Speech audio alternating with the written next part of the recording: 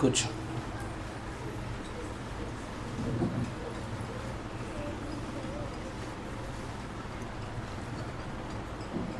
Praise the Lord. దేవుడికి స్తోత్రములు కలుగునుగాక. ఆమేన్. మంచిది. ఇప్పుడు వచ్చిన మీ అందరికీ కూడా నా హృదయపూర్వక వందనాలు మరియు శుభములు తెలియజేస్తా ఉన్నాను. దేవుడు మిమ్మల్ని అందరూ దీవించును గాక. గడిచిన కాలంలో దేవుడికి కృపను బట్టి దేవుడి నామ మాత్రమే కనపరచబడును గాక. ఏదైతే అనేకమైన పనుల నుంచి మీరు వచ్చి ఉన్నారో ఆ పనుల సంబంధమైనటువంటి ఆలోచనలు ఆత్మల నుంచి మీరు ఇప్పుడు పూర్తిగా వేరై ఉన్నారని నమ్ముతా ఉన్నాను. సంపూర్ణంగా మీ ఆలోచనని, మీ ఏకాగ్రతని వాక్యం పైన మాత్రమే కేంద్రీకరించండి. దేవుడు తన ప్రవక్త ద్వారా చెప్పినట్టుగా this is the biggest problem today. ఈ రోజుల్లో అతిపెద్ద సమస్య ఏంటంటే ది అన్డివైడెడ్ అటెన్షన్. అంటే కేవలం వాక్యం మీద మాత్రమే తప్ప మరి దేని మీద కూడా ఏకాగ్రత పెట్టకూడనటువంటి ఒక బలీయమైన ఒక ఏకాగ్రత ఎప్పుడైతే పెడతామో అప్పుడే చర్చిలో వాక్యం వినటంలో ఖచ్చితమైన కార్యాలు జరుగుతాయి అంటాడు ఆయన. ఇది చేయగలిగితే చాలు, చాలా సమస్యలు ఎగిరిపోతాయి. చుట్టూ దీన్ని పట్టించుకోబాకండి. మీ చుట్టూ మీ ముందు ఉండేటువంటి పిల్లలు ఒకవేళ బాగా అల్లరి చేసి సరి చేయండి, కానీ మీరు మాత్రం మీ ఏకాగ్రతను వాక్యం పైన నిలబెట్టండి. చాలా మంచిది. మన సమయం లేఖనాలు కూడా గడిపే ప్రయత్నం చేద్దాం. మత్తయి సువార్త 19వ అధ్యాయం.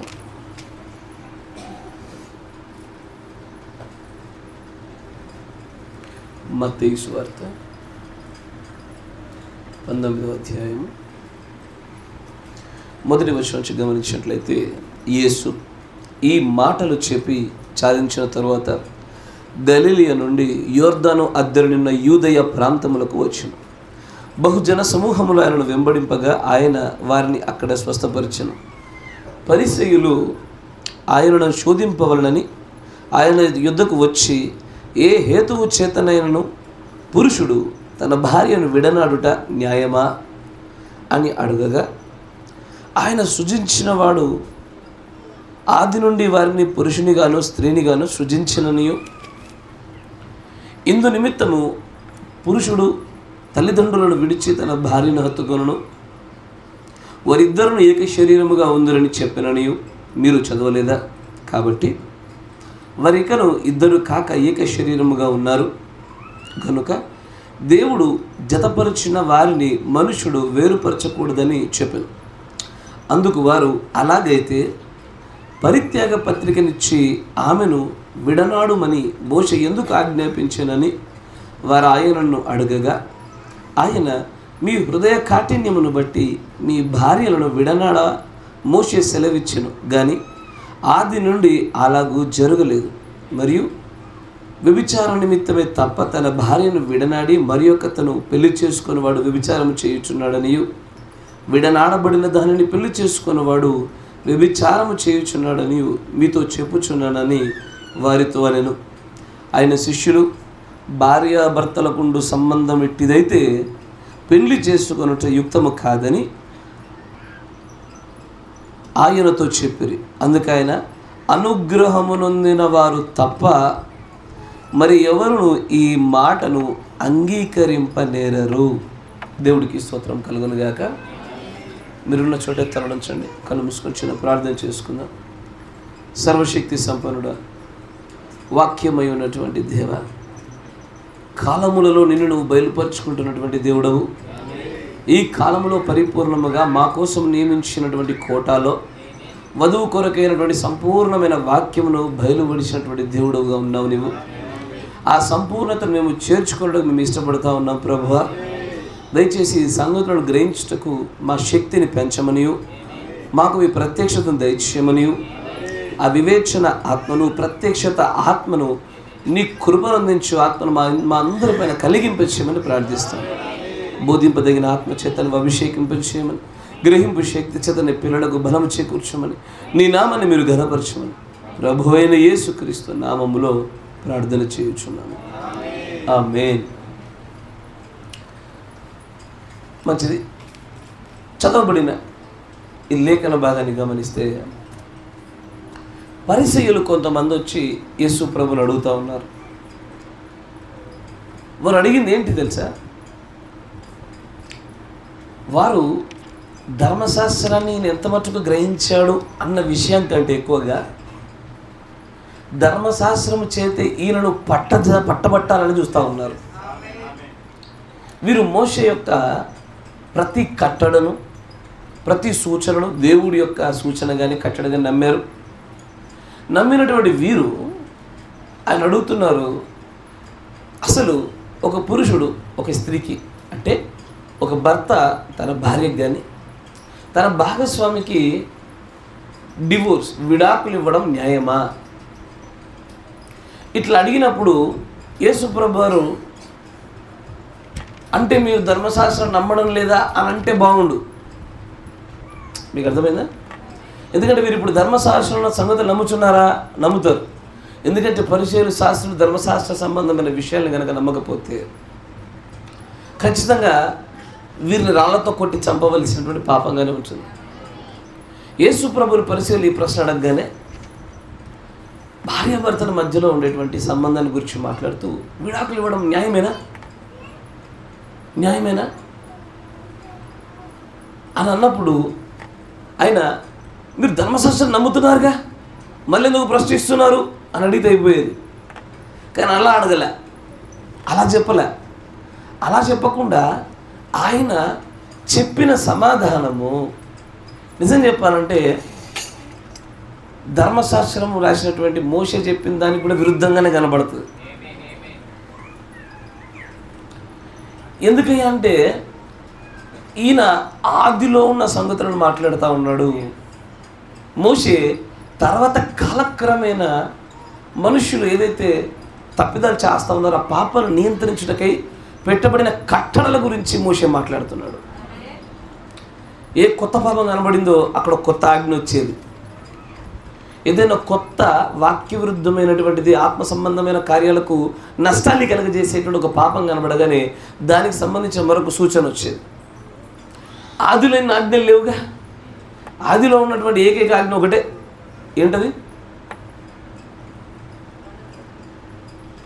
ఆదిలో ఉన్న ఏకైక ఆజ్ఞ ఒకటే. ఏంటది? ఈ వృక్ష ఫలాలు తినొద్దు, అంతే. ఒకటే ఆజ్ఞ. అక్కడి నుండి అనేకమైన ఆజ్ఞలుగా మలచబడ్డాయి. అయితే నేను మిమ్మల్ని ఒక చోట నిలపాలనుకుంటున్నాను. చూడండి, వివాహ బంధాన్ని గురించి మాట్లాడుతూ, ఇదిగో ఆదిలో ఇలాగ లేదన్నాడు. ఏ ఆది అది? మోషే వచ్చిన దానికంటే ముందున్న, అంటే అబ్రహాం గారి ఆదా? ఏదేనులో ఆదా? అయ్యా ఏదైనా పక్క ఫిక్స్, డన్, షూర్. ఏదేనులో ఉన్న బంధానికి పెట్టబడ్డదే పరిత్యాగ పత్రిక. ఏదేనులో ఉన్న బంధానికి పెట్టబడ్డదే పరిత్యాగ పత్రిక. ఎందుకు పరిత్యాగ పత్రిక దానికి పెట్టబడిందంటే, మంచి గమనించండి, నిజమైనటువంటి వివాహం జరిగిన స్థలాన్ని చూడగలగాల. నిజమైనటువంటి దేవుడు నిర్ణయించిన వివాహము చోటు చేసుకున్నటువంటి ఆ సమయము, స్థలాన్ని గుర్తుపట్టగలిగితే ఆయన రక్షణ ప్రణాళిక కూడా స్పష్టత కలిగజేయబడుతుంది. ఇప్పుడు ఇదే పరిచయం అంచారు. అయితే ఒక ప్రశ్న వేస్తాం, చూడండి. ఏ కారణమును బట్టి అయినా సరే వదిలొచ్చా అమ్మా? ఏ కారణమును బట్టి అయినా భార్య భర్తను వదిలొచ్చా? ఈ రోజున ఏ కారణాలను బట్టి వదిలితే క్రైస్తవులు ఇది ఓకే అనుకుంటారు? చెప్పండి. మీకు అర్థమైందా ప్రశ్న? కొన్ని కారణాలు ఉన్నాయి క్రైస్తవులలోనే. ఈ కారణాలను బట్టి అయితే మాత్రము న్యాయబద్ధమే అని చెప్పుకునేటువంటి పరిస్థితి కనబడతా ఉంది. ఎక్కడెక్కడ వ్యభిచార కారణాన్ని బట్టి అయితే ఓకే అని కొంతమంది, పిల్లలు పుట్టకపోతే ఇది గొడ్రాలు ఇదేది గర్భము ధరించలేనిదని మరికొంతమంది, మరి ఇంకా కొడుతున్నాడు, చంపుతున్నాడు, ఎప్పుడు చంపేస్తాడో కూడా తెలీదు, రేపు మాపో టప హఠ అనేటోళ్ళందరూ కూడా అని భావించే ప్రతి ఒక్కరు కూడా ఈ ఎంటే మెసేజ్లో కూడా ఓకే, ఈ యొక్క పరిత్యాగ పత్రికలు ఓకే అనుకునేవని మరో కారణము. ఇంకెక్కడ అనుకుంటారు? అరే తినడానికి కూడా తిండి లేక అస్సలకి పోషించట్లేదు అనుకో, అప్పుడు కూడా ఓకే అనుకున్నటువంటి ఇంటర్ మెసేజ్ విశ్వాసం లేకపోలే. అయ్యా నేను చెప్పింది మీకు ఎక్కుతుందా? మీరు గ్రహించగలుగుతున్నారా? ఈ ఇంటర్ మెసేజ్లోనే ఎప్పుడెప్పుడు పరిత్యాగ పత్రిక అంగీకరించబడుతుంది, వారి దృష్టిలో చేసిన తర్వాత అయినా సరే, చేసుకోవడానికైనా సరే ఇది న్యాయబద్ధమే, నేను చేసింది కరెక్టే అని తమను తాము భావిస్తున్న కారణాలు ఇంకేమైనా ఉన్నాయి? మరణకరమైన రోగము లేకపోతే పక్షవాతం లాంటిది వచ్చి జీవితాంతం వారిపైన భారంగా బతికే పరిస్థితి వస్తే ఇంకో పెళ్ళివి పడుగులు వేసే వాళ్ళు లేకపోలే. మీరు ఎవరు మాట్లాడతలేరు ఎందుకో? అందుకే అంత సెన్సిటివ్ టాపిక్ ఇదేమన్నా. మీరు ఫ్రీగా లేరు, అందరూ ఇట్లా కదలండి ఒకసారి. ఫ్రీ అవుతలే అంటే యేసు ప్రభువు వివరించినటువంటి విధానాన్ని చూసి అక్కడ ఉన్నటువంటి ప్రజలకు అనిపిస్తుంది, అసలు భార్యాభర్తలకు మధ్యలో ఉండే బంధం ఇట్లాంటిదైతే అసలు పెళ్లి చేసుకోకపోవడం మేలరా నాయన అంటూ ఉన్నాడు. తర్వాత వీళ్ళు ఆశ్చర్యపడ్డంలో పెద్ద వింత పక్కన పెడితే కానీ చివరికి యేసు ప్రభువు చెప్పిన మాట చూడండి ఒకసారి. ఎవరు దీన్ని అంగీకరిస్తారంటే ఎవరు? అనుగ్రహమును పొందిన వారు తప్ప ఇంకెవరు దీన్ని అంగీకరించలేరు. అంటే ఎక్కడో వివాహ మర్మాన్ని, భార్యాభర్తల మధ్యలో ఉండే సంబంధాన్ని అనుగ్రహింపబడిన ప్రజలు తప్ప మరి మిగిలిన వాళ్ళు అర్థం చేసుకోలేరు, ఆ బంధాన్ని నిలుపలేరు, ఆ బంధం గుండా ముందుకు సాగలేరు. నా మాట మీకు అర్థమవుతుందా? వివాహ బంధాన్ని కనుక సరిగ్గా గ్రహించలేకపోతే వారు అనుగ్రహం పొందిన ప్రజలు అనుకోవడం భ్రమే. అయ్యా నా మాట మీకు అర్థమవుతుందా? కేవలం అనుగ్రహము పొందిన వారు తప్ప మిగిలిన వారు వివాహ మర్మాన్ని గ్రహించలేరు. వివాహ మర్మం అంటే ఏంటిది? తన తల్లిదండ్రులను విడిచి మరీ భార్యను హత్తుకోవాలి. మధ్యలో పిల్లలు ఏం కావాలి? ఎక్కడున్నా నడుస్తుందా? హాస్టల్లో వేసేయాలా? పిల్లలు ఎక్కడ వేయాలి? హాస్టల్లో పడేసేయాలి. అంటే కొంతమంది ఎక్కడో ఈ వివాహము, కుటుంబము, దీని విషయాలు గ్రహించగలిగిన వ్యక్తులు నిజంగానే అనుగ్రహం పొందబడిన వారే. అనుగ్రహము లేని ప్రజలు వివాహ విషయాల గురించి వాళ్ళు ఎప్పుడు గ్రహించలేరు. చివరికి తీసుకొచ్చి ఏ కారణమును బట్టి అయితే చేస్తే మంచిది, ఏ అమ్మాయి బాగా తప్పుడు కార్యాలు చేస్తూ ఉంది, లేకపోతే తిరుగుతూ ఉంది, తాగుతూ ఉంది, ఎదురు తిరుగుతూ ఉంది, ఎప్పుడు ఇబ్బంది కలగ చేస్తూ ఉంది అని చెప్పి పురుషుడు వదిలేయడం మంచిదా? లేదా పురుషుడు జులాయిగా తిరుగుతూ ఉన్నాడు, బాధ్యత లేదు, కొట్టి చంపేస్తూ ఉన్నాడు, దొంగతనాలు, వ్యభిచారాలు అన్నీ అలవాటు పడిపోయినాడు, దీన్ని బట్టి చేస్తే పర్వాలేదా? అసలు ఏ కారణాన్ని బట్టి ఇద్దరి జతపరచబడినటువంటి వ్యక్తుల యొక్క బంధాన్ని తెంచడానికి సరైన కారణం కావాలి. One single reason. దాన్ని ఇంకొంచెం ముందు తీసుకొస్తే దాంట్లో పైన చదివిన దాంట్లోనే దేవుడు చక్కగా ఒక మాట అంటాడు చూడండి. అక్కడ 6వ వచనంలో, కాబట్టి వరికను ఇద్దరు కాక ఏక శరీరముగా ఉన్నారు కనుక దేవుడు జతపరిచిన వారిని మనుష్యుడు వేరుపరచకూడదు. ఎందుకు? పరిస్థితి ఏమవుద్ది అంటే ఇప్పుడు మోషే పరిచాడుగా, మోషే వేరు చేశాడా? అయ్యా నేను అడిగింది ఎట్లా చేశాడు కాదు, చేశాడా లేదా అని అడుగుతున్నా. చేశాడా? మోషే వేరు చేశాడా?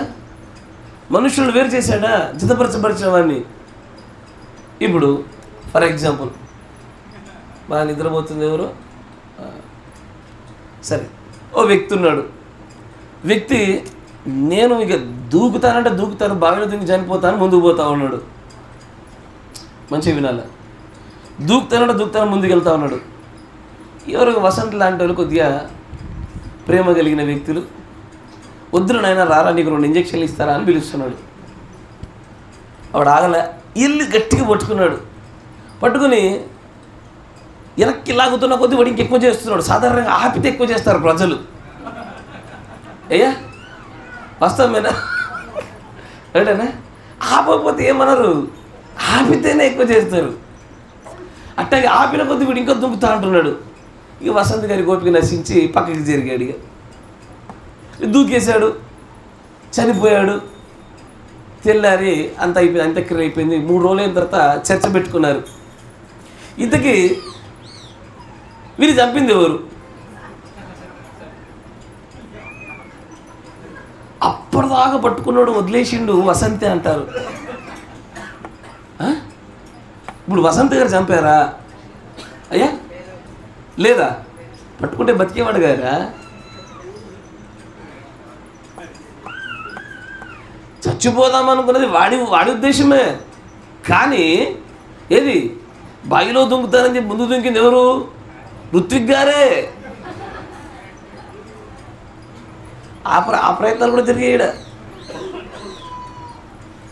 అయితే వాడి ఉద్దేశాన్ని నిలుపుటకై వీరు మరింతగా పాపమునకు కారకులు కాకుండాటకై మధ్యలో ఒక మానవ ప్రయత్నంగా మోషే చేసిన కార్యమే పరిత్యాగ పత్రిక.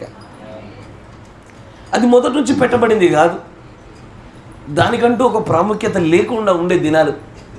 కానీ ఏం చేశాడంటే, ఓరు నాయన మీ గనక పరిత్యాగ పత్రిక ఇవ్వకపోతే ఒకరినొకరు కొట్టుకొని చచ్చిపోయేటట్టే కనబడుతూ ఉన్నారు అని ఒక ప్రత్యేక నియమం పెట్టాడు. ఇక పరిత్యాగ పత్రిక ఇచ్చుకోవచ్చని. కానీ యేసు ప్రభు వారు దాన్ని మరలా తీసుకొచ్చి ప్రత్యేక నియమంగా మళ్ళీ మలిచాడు ఆయన. అయ్యా ఇంతకీ మన వర్తమానము అదే మీరు పట్టుకున్నారు. God bless you. అయితే పెళ్ళిళ్ళు అయిపోయినాక మాకెందుకే సిద్ధపాటు అనేరు, మీకే ఎక్కువ చూపిస్తా. అయితే ఆయన అంటాడు, ప్రాముఖ్యమైన మాటలోకి వెళ్ళిపోతుందా అంటాడు. చూడండి 9వ వచనంలో, మరియు వ్యభిచారము నిమిత్తమే తప్ప తన భార్యను విడనాడి మరి ఒక తను పెళ్లి చేసుకున్నవాడు వ్యభిచారము చేయుచున్నాడనియు, విడనాడబడిన దానిని పెళ్లి చేసుకున్నవాడు వ్యభిచారము చేయుచున్నాడనియు మీతో చెప్పుచున్నానని వారితో అనెను. ఇలాంటి ఒక నియమాన్ని వినేసరికి భయం కలిగింది ప్రజలకి. కలిగి వామ్మో దీనికంటే పెళ్లి చేసుకోకపోవడం మేలుగా అనే నిర్ణయానికి వచ్చేసారు. కానీ ఈ మాటల గురించి ప్రవక్త గారు ఏం చెప్తున్నారో ఒకసారి మీ ముందు పెట్టాలని ఆశపడుతున్నా. అయ్యా సిద్ధంగానే ఉన్నారా? ఈ మాటల గురించి ప్రవక్త గారు ఏం చెప్పారో మీ ముందు పెడతాను చూడండి. 59-0628.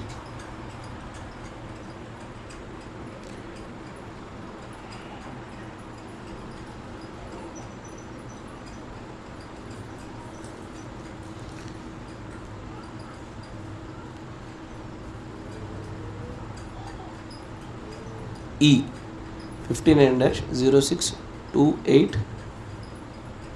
ఈ క్వశ్చన్ అండ్ ఆన్సర్స్ అనే వర్తమానంలో 184 పేర చూడండి. 184 184.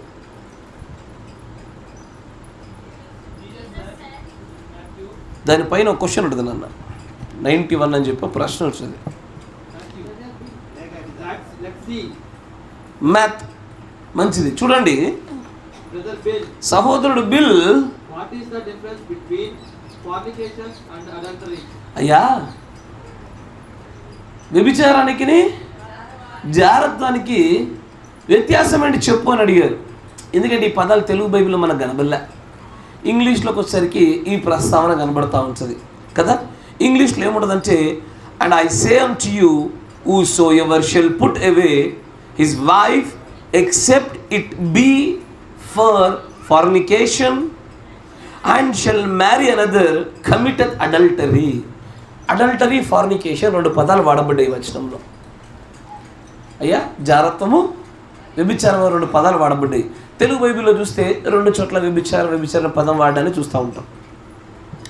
ఇక్కడ వ్యక్తి ఈ రెండింటిని గురించి మాట్లాడుతూ ప్రవక్త గారికి ఒక ప్రశ్న రాశాడు. అయ్యా అసలు ఈ రెండింటి మధ్యలో, అమ్మా నన్ను చూడాలా, పరిశుద్ధమైనటువంటి భాష, బైబిల్లో ఉన్న భాష, ప్రవక్త గారు చెప్పిన భాష, మీరేం తలలు కిందికి వేసుకోవద్దు, నిద్రపోవద్దు. జాగ్రత్త వినండి, ఎందుకంటే చాలామంది గొంతులు అడ్డం పడే మాటలు ఇవన్నీ కూడా.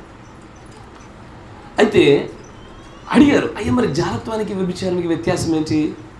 మత్తయి 19:9లో ఉన్న మాట యొక్క వివరణ మాకు దయచేయండి అని అడిగినప్పుడు దానికి అని చెప్పే సమాధానం చూడండి. 184 పేరా. జీసస్ సెయిడ్ ఇన్ మాథ్యూ 19:9, యేసుక్రీస్తు వారు మత్తయి సువార్త 19:9లో చెప్తా ఉంచారు,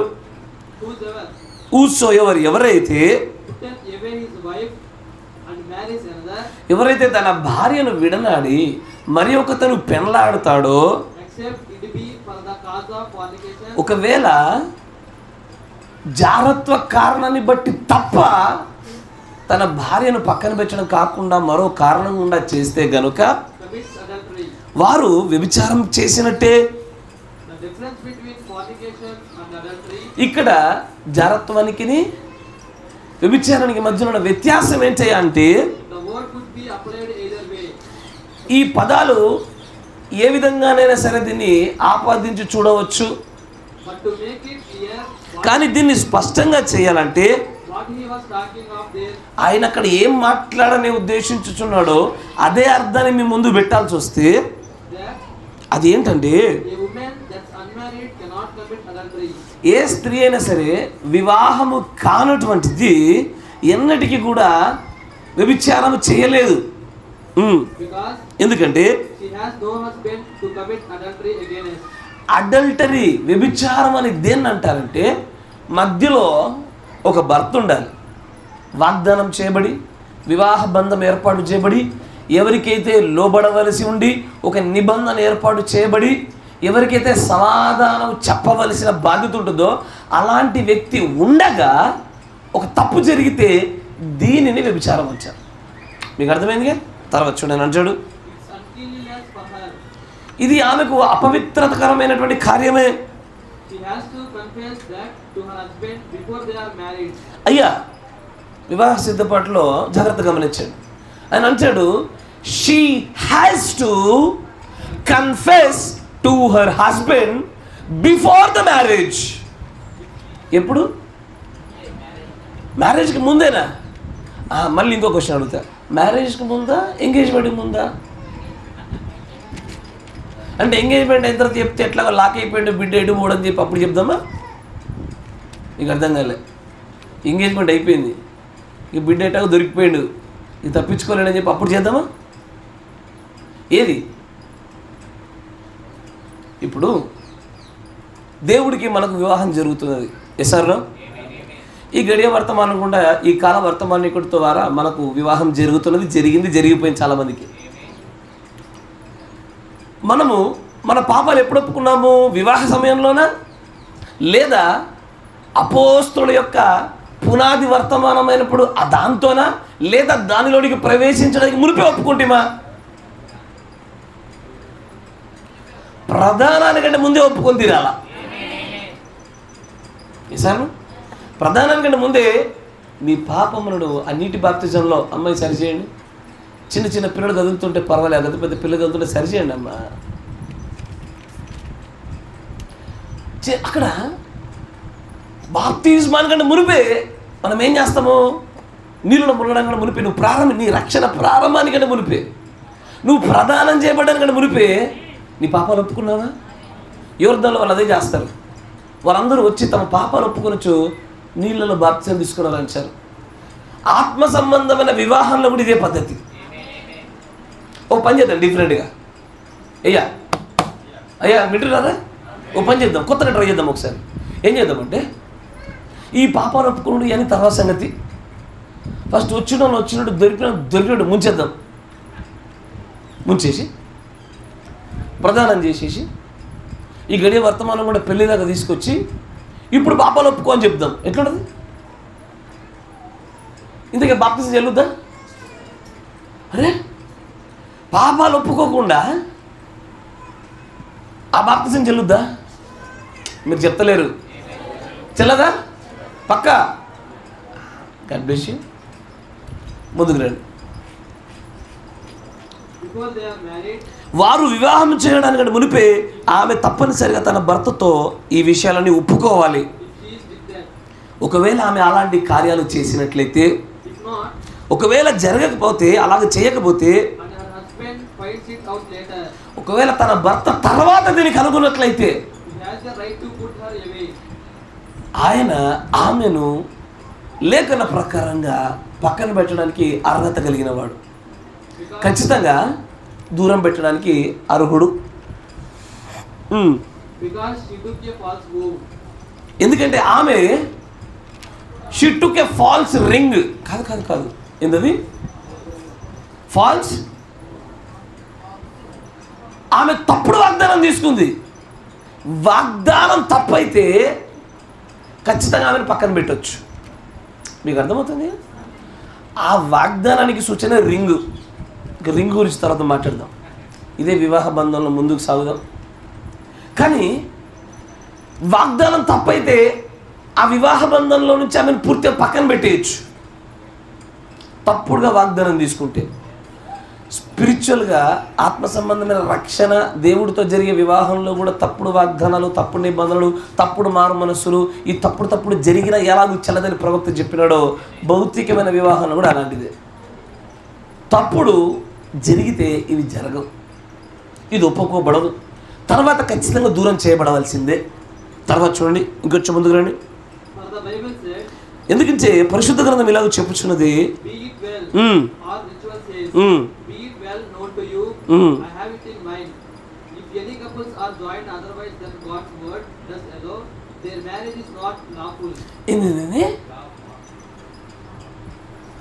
అయ్యా ఈలాగూ కాకుండా ఏ ఇరువురైనా సరే జత చేయబడినట్లయితే, జతపరచబడబోయే వారి గురించి చెప్తున్నాను, జతపరచబడిన వారికి చెప్తున్నాను.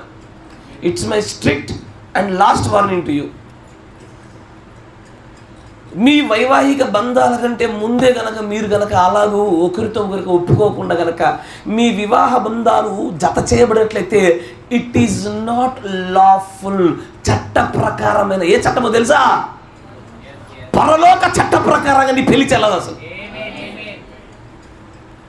నీ వాగ్దానాల అబద్ధ సంబంధమైనవి, ఫాల్స్ వావ్స్, అబద్ధాలతో కూడుకున్నటువంటి వాగ్దానాలు. ఏమో ఒప్పుకుంటే ఏడన్నా భర్త వదిలేస్తాడు, ఒప్పుకుంటే ఎక్కడ నా భార్య నన్ను చులకన చూస్తుందో అని పెట్టుకున్న ఆ రాజ్యాన్ని పోగొట్టుకుంటావు.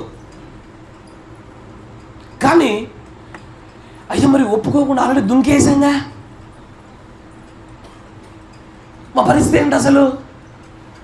దాని గురించి ప్రవక్త అంటాడు, your marriage is not lawful according to the Bible.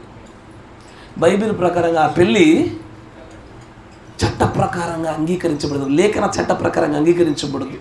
దీన్ని బట్టి చాలా వివాహాలలో గొడవలు, ఇరుకులు, ఇబ్బందులు, సమస్యలు, బాధలు.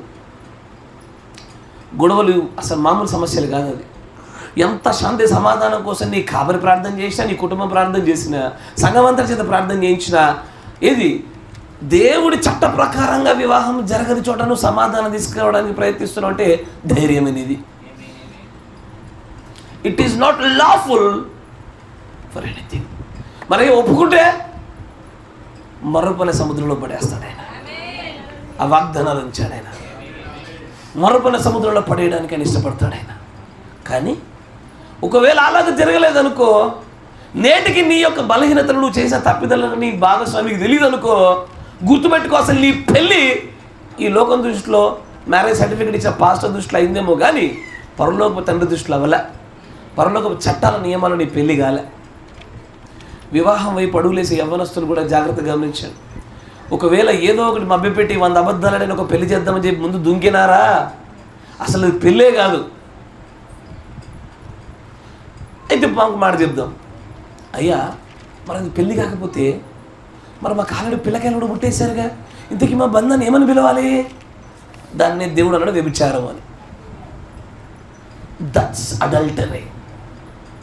లోకం దృష్టిలో పెళ్ళేందుకు అయ్యా మాకు? దేవుడి యొక్క వాక్య చట్ట ప్రకారంగా జరగకుండా ముందుకు సాగిన ప్రతిదీ అడల్టరీయే. ఈ ఒప్పుకోలు జరగాల. ఈ వివాహం మరియు పరిత్యాగ పత్రికని ఈ వర్తమానం తెలియకుండా ఉన్నప్పుడు వేరు, తెలిసిన తర్వాత అయినా సరే వెంటనే మార్పు చెందించుకొని ఈ లేఖన ప్రకారం సరి చేసుకోవాలి. ఇంకొంచెం ముందుగా నేను అంటాడు,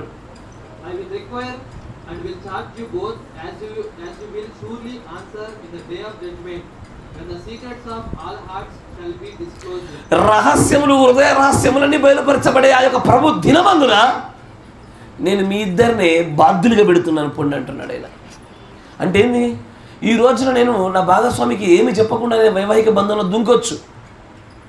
చాలామంది ఈరోజు కూడా భర్తలు పనికి మళ్ళా పనులన్నీ చేసి భార్య దగ్గర ఒప్పుకోవడానికి ధైర్యం సరిపోదు, కానీ మళ్ళా పెద్ద మగసిరి పురుషతత్వం చూపిస్తారు. ఏదైనా ఒక్క పాపమైనా సరే భార్య దగ్గర వచ్చి ఒప్పుకునేది లేదు. మళ్ళీ వీళ్ళు భక్తి పనులు నాలో ఒక్క తప్పు లేదనుకుంటారు. మళ్ళీ ఇల్లే మీరు మీ బుర్ఖ భక్తి. ఈ రోజున ఉన్నటువంటి ఈ కొత్త నిబంధన నియమాల్లో చూస్తుంటే ఆలోచనలో చూపులో సైతం జరిగే పాపాలు కూడా దేవుడు పాపాలుగా ఎంచుతున్నాడయ్యా. నీ చూపుకి ఏదైనా పాపం కనబడిన, ఆలోచన పాపం కనబడిన నీ భర్త దగ్గర నీ భార్య దగ్గర ఒప్పుకొని తీరాల. అలాగే జరగకుండా నువ్వు ఆ తర్వాత మరొక రోజు గడుపుతున్నా సరే నీ వైవాహిక బంధంలో అది వ్యభిచార బంధంగానే ముందుకు సాగుతుంది. It's adultery life. అందుకొరకు ఈ విషయం వాళ్ళకి అర్థమైంది కాబట్టి ఇంత కఠినతరమైనటువంటి నియమాలు ఉంటే పెళ్లి చేసుకోకపోవడం మేలు కదా అనుకుంటున్నారు వాళ్ళు. ఊరికే అంటారా మాట? అయితే ఇలాంటి కార్యం ఎవరు చేయగలుగుతారు? అనుగ్రహం నొందిన ప్రజలు. అందరూ అనుగ్రహం నొందారా? అనుగ్రహం నొందిన వారు ఇది ఈ వైవాహిక నియమాలను చక్కగా పాటిస్తారు. వారికి వాక్యం పాటించడంలో ఎలాంటి ఇరుకు ఇబ్బంది ఉండదు, పాపపు ఒప్పుకోల్లో అభ్యంతరాలు ఉండవు. కానీ ఈ రోజున పెళ్ళిళ్ళు జరిగేటప్పుడు కూడా 1000 అబద్ధాలని ఒక పెళ్లి చేసేస్తున్నారు. క్రైస్తవులు కూడా చేసేస్తున్నారు. ఏ ముందు కానీ తర్వాత చూసుకుందాం, అలా సెట్ అయితే అంటలు కూడా లేకపోలే. పాస్టర్లు అన్నారు ఈ మాట నాము కూడా. కానీ కానీ కానీ లేవు అల్లలు అడ్జస్ట్ అవుతారులే అట. ఎవడు అడ్జస్ట్ అవుతాడు? మనుషులు అడ్జస్ట్ అవుతారు. వాక్యం ఎందుకు అడ్జస్ట్ అవుతుంది నీతోని? వాక్యం అడ్జస్ట్ అవ్వదు. వాక్యంగానే ఉంటుంది. తలుపు తెలుపు అంటుంది, నలుపు నలుపు అంటుంది. వాక్యం ఎవరి కోసం అడ్జస్ట్ అవ్వదు. ఈ రోజున వైవాహిక బంధంలోకి వెళ్ళడానికంటే మునిపే ప్రభు చిత్తము కనుగొనిన తర్వాత ఒకరితో ఒకరు ఖచ్చితంగా చేయాల్సిన మొట్టమొదటి పని ఇదే. ఇది ఒప్పుకోలేకుండానే, అదే ఒప్పుకోలేకుండా ఇంకా సంసార జీవితాలు నడుస్తున్నాయి కదా, అది సంసారం కాదు, వ్యభిచారం అన్నాడు ఆయన. ఈ మాట మీ హృదయాలు గుచ్చనివ్వడాను. ఓ పాపపు ఒప్పుకోలు లేకుండా మీ సంసారాలు నడుస్తున్నాయి, వ్యభిచారాలు అవి, సంసారాలు కాదు. Your marriage is not lawful. చట్ట ప్రకారము, దేవుడి యొక్క చట్ట ప్రకారము వివాహాలు చెల్లవు. ఆ పద్ధతి లేదు. ఇంకొంచెం ముందు చదవండి అని అంటాడు, మిమ్మల్ని ఆ తీర్పు దినమున మీ ఇరువురిని కూడా నేను బాధ్యులుగా వదిలేస్తా ఉన్నాను. ఏది? అయ్యా ఆల్రెడీ మాకు పెళ్ళి అయిపోయింది, 3 పిల్లలు పుట్టారు, మేము ముసలం అయిపోయాం, వాళ్ళకి చక్కగా పెళ్ళిళ్ళు చేసాం, వాళ్ళు ఉద్యోగాలు సెట్ చేసాం, మేము అంతా లైఫ్ సెటిల్ అయిపోయినా అనుకున్నాం, మనిషికి దగ్గర పొలం ఇచ్చే చచ్చిపోయాం అనుకుంటావు నువ్వు. కానీ అప్పుడెప్పుడో 40-50 ఏళ్ల కింద నీ భర్తతో ఒప్పుకోకుండా నువ్వు పెళ్లి బంధంలోకి దిగావు చూసావా? ఇటురా అమ్మా అయ్యా, దాన్ని గురించి కూడా అక్కడ లెక్క అడుగుతా అంటున్నాడు ఆయన. You will be responsible, you will be charge on the day of the judgement. అప్పటి వరకు దాని లెక్కలోకి తీసుకుంటాడా? తీస్తాడు, లెక్కలోకి తీస్తాడు. అప్పుడు అంటాడు, హృదయ రహస్యములన్నీ కూడా డిస్క్లోజ్, బయలుపరచబడే దినం ఒకటి వస్తుంది. ఈ భయము మీ పిల్లల్లో మీరు ముందు నుంచే కలపాల. వైవాహిక బంధానికంటే మునిపే ప్రతి తప్పిదము అది ఆలోచననా, చూప? అయ్యా ఒక మాట చెప్పండి, క్రియలతో చేస్తేనే ఒక రోజున దాన్ని పాపంగా ఇచ్చిన పరిశుద్ధ గ్రంథం పాత నిబంధన. తర్వాత ఇప్పుడు చూపుల్లోనైనా సరే, ఆలోచనలు ఇలా వచ్చినా సరే దాన్ని ఏమన్నాడు దేవుడు? వ్యభిచారం అన్నాడా? ఉత్తుత్త వ్యభిచారం. అది ఉత్తుత్త ఉండదు, అంతే. ఎలా జరిగినా దాని సమానమైన ఫలం అప్పచెప్పబడుద్ది. రెండింటి ఫలం ఒక్కటే. కేసారులో జాగ్రత్త. నువ్వేం చూస్తున్నావు ఫోన్లో, మీ పిల్లలు ఏం చూస్తున్నారు ఫోన్లో, మరి అన్ని వాళ్ళు రేపు పొద్దున ఒప్పుకుంటారా? నీ బోధ సరిగ్గా ఉందా ఇళ్లలో? మీ బోధ బలమైందిగా లేకపోతే రేపటి దినాన వాళ్ళు చేయబోయే తప్పిదాల గురించి మీకు తెలుసా? మీ పిల్లల గురించి కొన్ని కంప్లైంట్లు వింటున్న స్కూల్లో వచ్చి నేను మీ దగ్గర కూడా తీసుకొస్తాను, ఎందుకంటే మీకు చెప్పినా మీరు నమ్మరు. ఆ తీవ్రతరమైన ఆ సమస్యల గురించి చెప్తుంటే మీరు ఎవరికైనా కాకిపిల్ల కాకి ముద్దేగా నమ్మరు మీరు. దయచేసి మేము మీ బోధన బలంగా చేయండి. వాళ్ళు ఇప్పటికే చేజారిపోతున్నారు. ఆలోచన తలంపులో కాదు, నేరుగా మాటల్లో చాటింగ్లో జారిపోయినారు వాళ్ళు.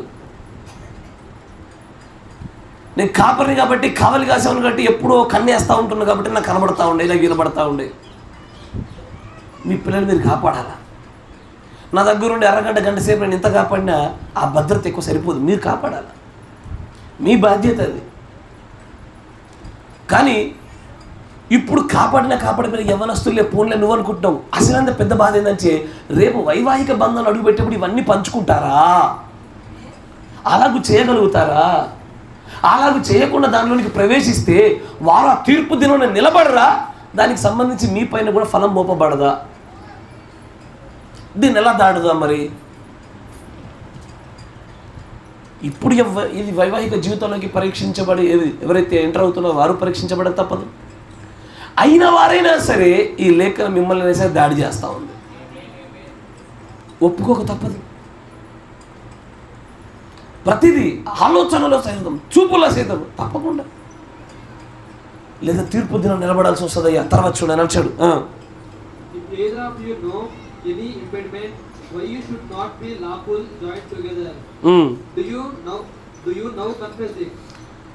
అప్పుడు పెళ్ళిళ్ళప్పుడు అడగాలి యాక్చువల్లీ ఇది ఏమని, వెడ్డింగ్ సెరమనీ అని కొన్ని వర్తమానాలు ఉంటాయి. 2 వర్తమానాలు వినండి. 63లో ఒకటి, 62లో 61లో మరొకటి ఉంటుంది అనుకుంటా, పొరపాటు కాకపోతే. ప్రవక్తగా చెప్పింది ఒకటి 11 నిమిషాలు ఉంటుంది, మరొకటి 22 నిమిషాలు ఉంటుంది. గంటలు కదా, నిమిషాలు. అందులో ఎంత అద్భుతంగా ఉంటుంది తెలుసా, చక్కగా చెప్తాడు ఆయన. దాంట్లో కూడా నీకు అబ్బాయిని చేసుకోవడం ఇష్టమేనా, నీకు అమ్మాయిని చేసుకోవడం ఇష్టమేనా, మీ సంగమ మీకు కూడా ఇష్టమేనా? సార్ ఈ ఇష్టాల కంటే ముందు ఇంతకీ నీ ప్రతి దరిద్ర పాపాన్ని ఒప్పుకుంటేవా, నీ పనికి మళ్ళీ ప్రతి తప్పిదాన్ని ఒప్పుకుంటేవా, తర్వాత ఇష్టాలకు పోవాలి.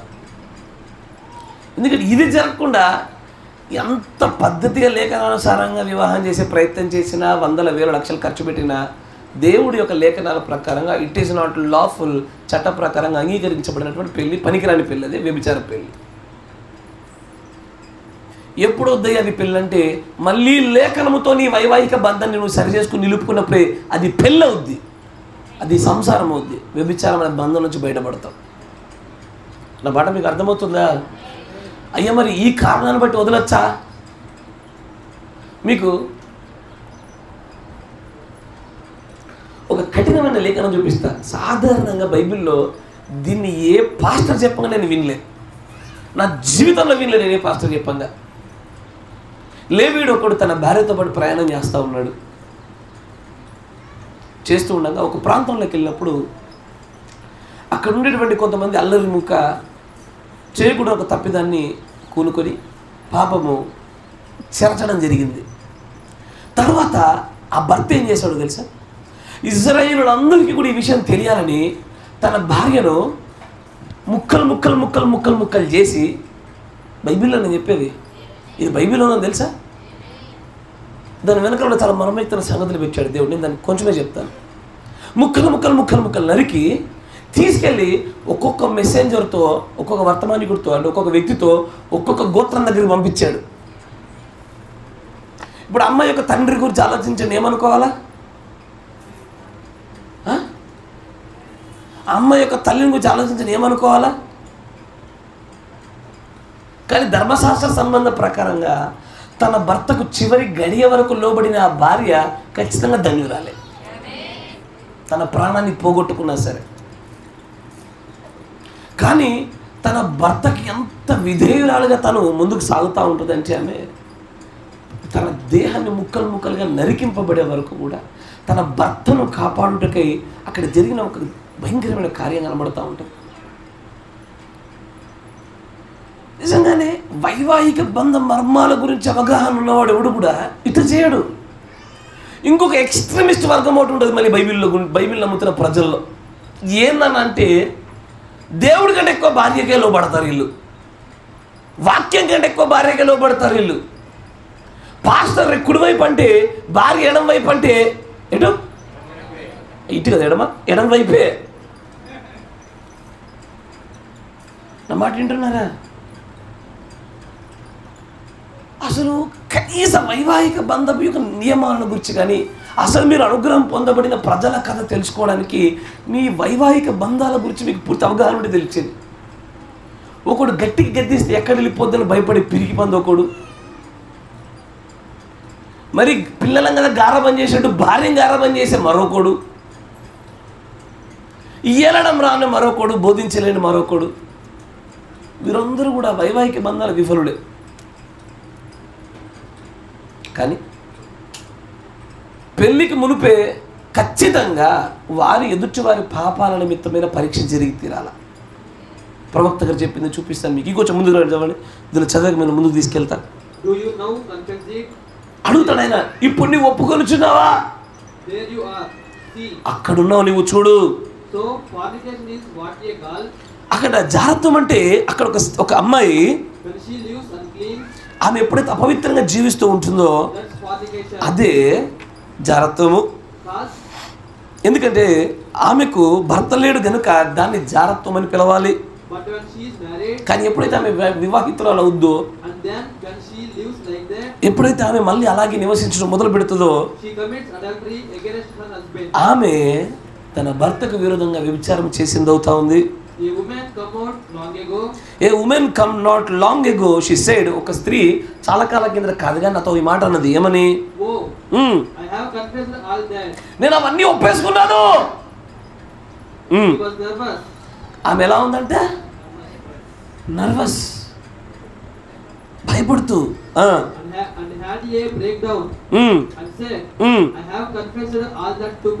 ఎవరికి లాజిక్ మిస్ అయింది బిడ్డ.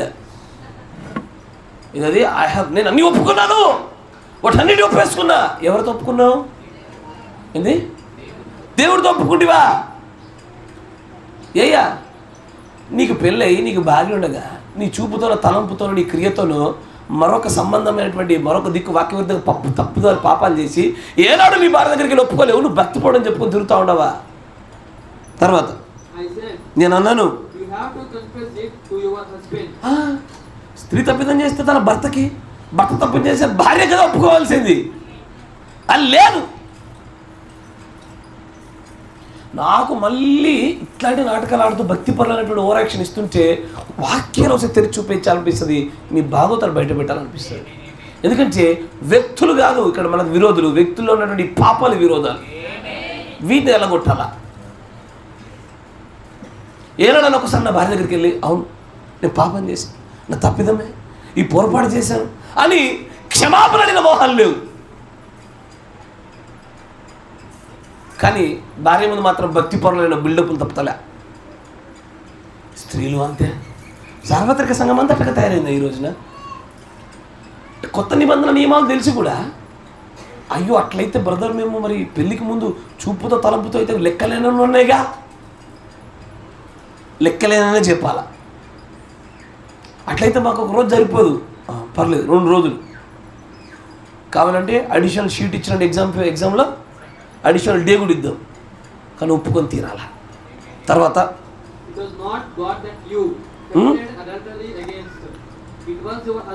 ఇక్కడ నువ్వు దేవుడికి కాదు విరోధంగా చేసింది పాపము. నీకు ఆల్రెడీ నీ సొంత భార్య ఉండగా నువ్వు పనికిమాల పనులు చేసావంటే నువ్వు విరోధంగా చేసింది ఆ వ్యక్తికో మిగతా వ్యక్తులకు కాదు. సరే క్షమించాలి, దేవుడికో ఆ వ్యక్తులకు కాదు. ముందు నీ భార్యకి చేసావు, ముందు నీ భక్తులకు విరోధంగా నువ్వు పాపం చేసావు. నా మాట వింటున్నారా? ఎవరికి విరోధంగా పాపం చేశారు ముందు వాళ్ళ దగ్గర ఒప్పుకోకుండా ఎక్కడెక్కడెక్కడెక్కడెక్కడో ఒప్పుకొని తీరి మా పాపాలు వెళ్ళిపోయాయి అనుకొని నేరుగా ప్రభురాత్రి భోజనం కూడా చెయ్యేశారు. మీ ధైర్యాలు మెచ్చుకోవాలా. ఎక్కడి ధైర్యాలు? పిచ్చి ధైర్యాలు, పిచ్చి భక్తి మీది. మార్పు చెందలేకపోతే ఎలాగా? నేను మళ్ళీ చెప్తా ఉండా, అయ్యా వివాహం అయిన తర్వాత ఎంత జాగ్రత్తగా ఉండాలో తెలుసా? అత్యంత జాగ్రత్తగా ఉండాలి వివాహమైన తర్వాత. వివాహం అయిన తర్వాత నేను ఈ రోజున ఒక సిస్టర్తో మాట్లాడాలంటే నా భార్య పక్కన ఉంటేనే ఫోన్ లిఫ్ట్ చేయాలి, లేదా నాకు ఎవరో ఒకరు సాక్షి ఉంటేనే ఫోన్ లిఫ్ట్ చేస్తాను. నేను 99% నా భార్య పక్కన ఉంటేనే ఫోన్ లిఫ్ట్ చేస్తాను. లేకపోతే చాలామంది సిస్టర్లు ఫోన్ చేశారు, నేను కొంతమంది లిఫ్ట్ కూడా చేయలే. ఆ టైంలో నా భార్య నా పక్కన లేదని గుర్తుపెట్టుకోవాలి. నేను మరొక స్త్రీతో సంబంధించినటువంటి ఏదైనా సరే అది పరిశుద్ధమైనటువంటి సంబంధంతో కూడుకున్న ఒక మెసేజ్ అయినా సరే నా భార్యకు చూపించి చేయాలి. నా భార్య ఒప్పుకుంటే చేసుకోవాలి. అర్థమవుతుందా? తర్వాత ప్రాముఖ్యమైన విషయం, ప్రవక్త గారు చెప్పింది ఈ విషయం ఎప్పుడు మర్చిపోకూడదు. ఏ ఇంటికి వెళ్ళినా అక్కడ యజమానులు లేకపోతే ఆ ఇంట్లో ఉండొద్దు మీరు. అయ్యా అది నా ఇల్లు అయినా సరే నేను మళ్ళీ చెప్తా ఉండా, యజమానులు లేని ఇంట్లో మీరు ఉండొద్దు. అసలు వాళ్ళ ఇంట్లో మీరు ఉండడానికి అవకాశం లేదు. మీరు ఉండి మేము పరిశుద్ధమైన మాటలు మాట్లాడినామంటే అది పనికి మాలిన మాట. అది వాక్య సంబంధమైనటువంటి నెరవేర్పు కూడా జరిగిన కార్యం కాదది. ఏ ఇంట్లో యజమానులు లేడో అక్కడికి ఎన్నడూ కూడా పురుషుడు ఒంటరిగా అసలు వెళ్ళకూడదు, తన భార్యను పెట్టుకొని వెళ్ళాల. ఇక అలాగే జరగలేదనుకో దెబ్బతించాలి మీరు వాక్య ప్రకారంగా దెబ్బతినేస్తారు, జాగ్రత్త. సరే, ఇంకొంచెం ముందు ఇంకా చాలా విషయాలు ఉన్నాయి. అని అంటాడు, అవును అది సరియే. ఇప్పుడు ఒక పురుషుడు ఒక స్త్రీని వివాహం చేసుకొని and then she comes to him if they have been married ever so long and then she comes to him and says ఒక ఇద్దరికి పెళ్ళి అయిపోయింది, చాలా సంవత్సరాలు అయిపోయింది, చాలా సంవత్సరాల తర్వాత భాగస్వామి చెప్పుకుంటుంది ఏమని, హనీ నా ప్రియమైన వాడా, I want to tell you something. నేను నీకు ఒక విషయాన్ని చెప్పాలని ఆశపడుతున్నా. I did run out with another man. నేను మరొక పురుషుడితో పరిగెత్తడం జరిగింది. I never told you. నేను దీన్ని ఎప్పుడు నీకు చెప్పలేకపోయాను. Jesus said, అప్పుడు యేసు ప్రభు అంటాడు, he has a right to put her away and marry another. ఖచ్చితంగా అయ్యా మంచిగా ఆ పురుషుడికి ఖచ్చితంగా ఆ స్త్రీని విడనాడి put her away and marry another. అవునా? ఇంకొకరిని పెళ్లి చేసుకోవచ్చా?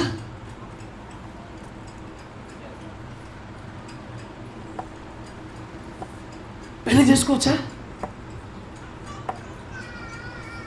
మీ వర్తమాన జ్ఞానం బయటకు దిద్దాం ఒకసారి. నేను అడిగేది మంచి వినండి. ఫార్నికేషన్ అనే కారణాన్ని బట్టి చేసుకోవచ్చని యేసుప్రభు వారి యొక్క బలమైన ఆధారం ఉండగా పెళ్ళైన కొంతకాలానికి ఫార్నికేషన్ అని తెలిసింది. ఇప్పుడు ఆ భర్త ఆమెను విడనాడి మరొక ఆమెను పెళ్లి చేసుకోవచ్చా లేఖన ప్రకారంగా? ఇప్పుడు అక్కడ ఏమన్నాడు ఆయన?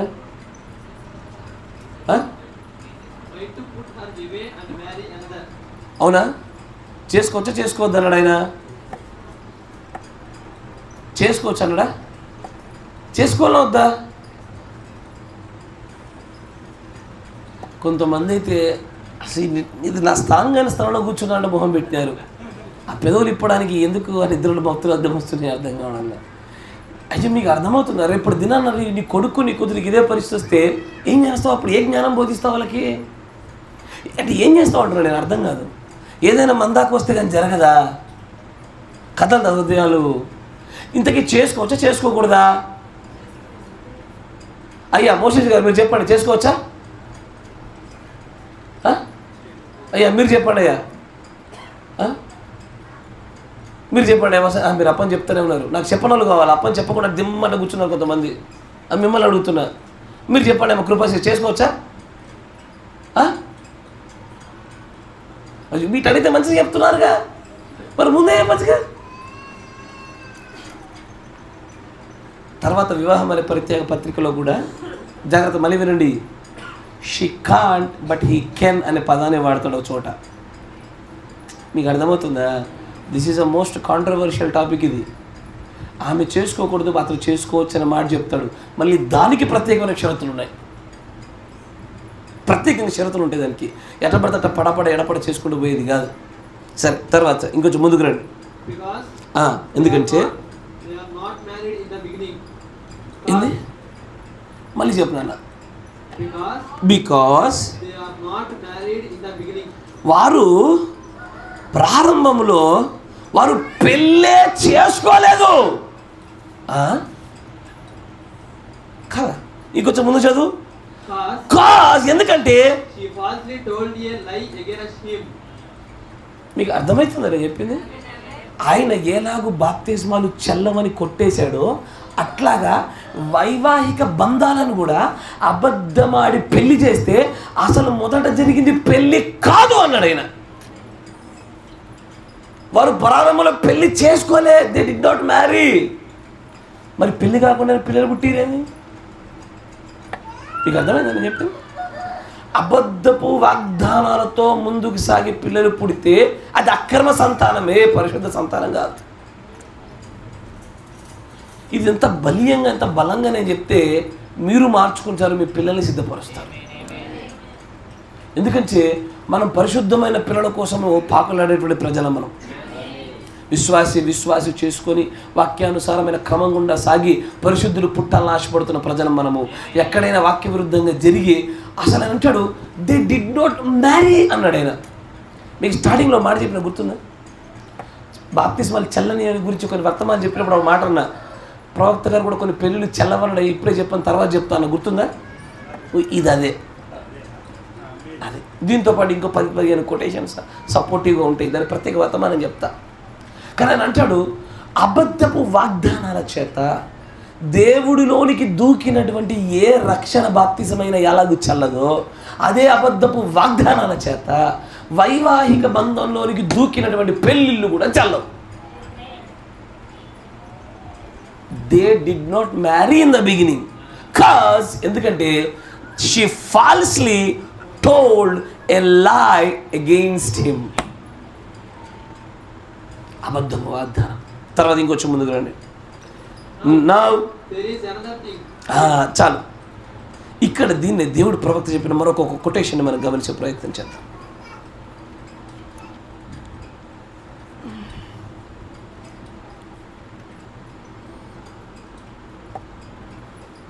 (65-0822M)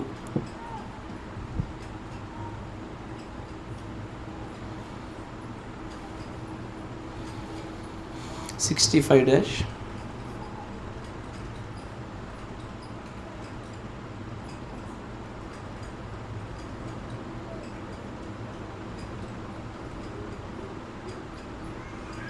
37 37వ పేరు.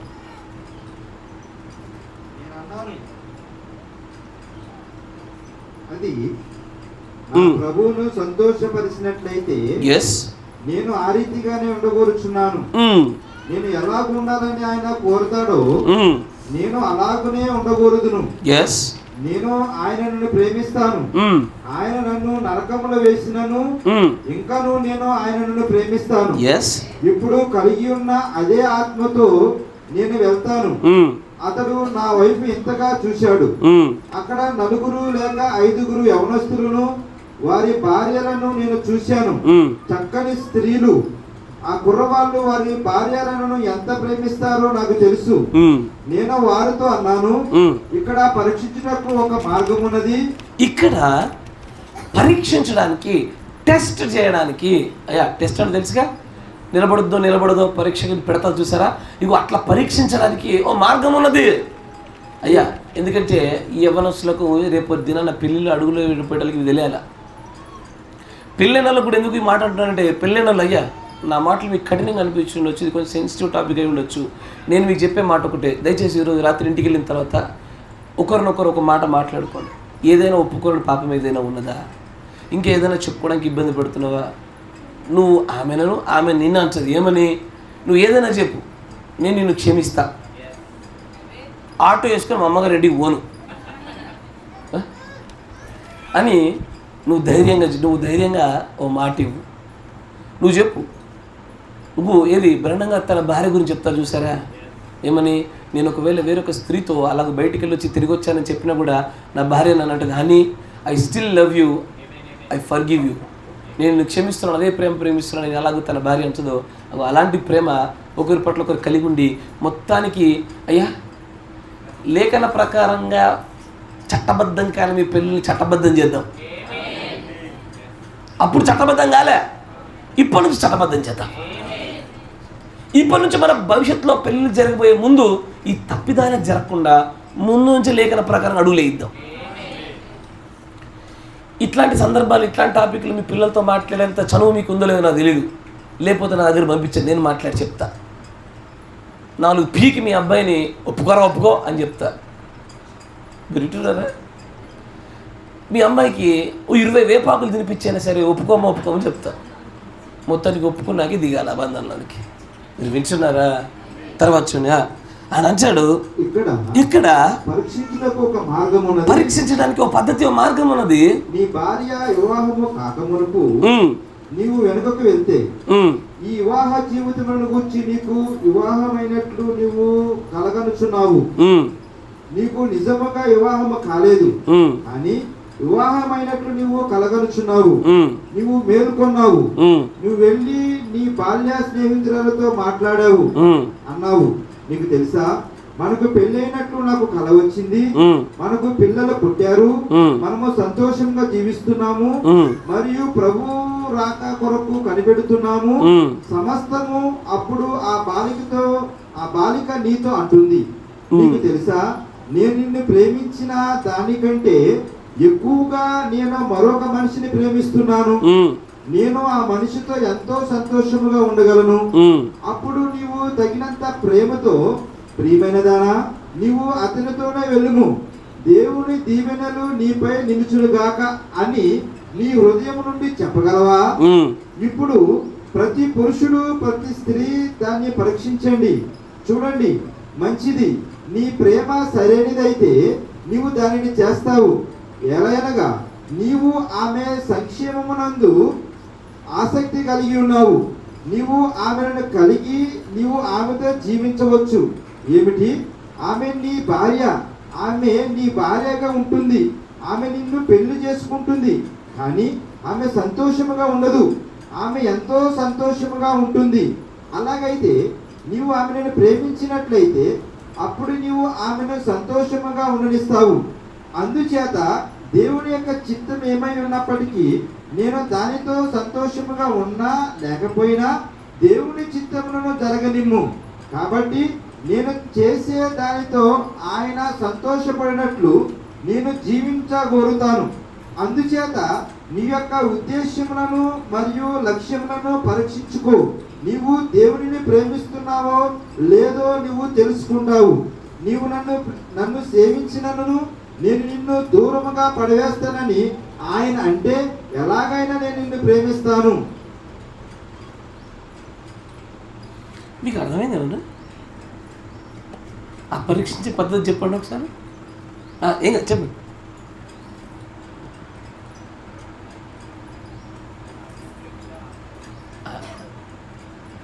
ఇప్పుడు నేను లేను, ఈ వర్తమానం ఇదే వర్తమానం తెలుసా? ఏంటది? అయ్యా, క్రీస్తు తను తాను బయలుపరుచుకుని ఉంటారు కదా. ఇప్పుడు మీరే ఇంటి దగ్గర కూర్చున్నారు, వర్తమానం చదువుతున్నారు, ఎవరు లేరు, ఎట్లా అర్థం చేసుకుంటుంది దీన్ని?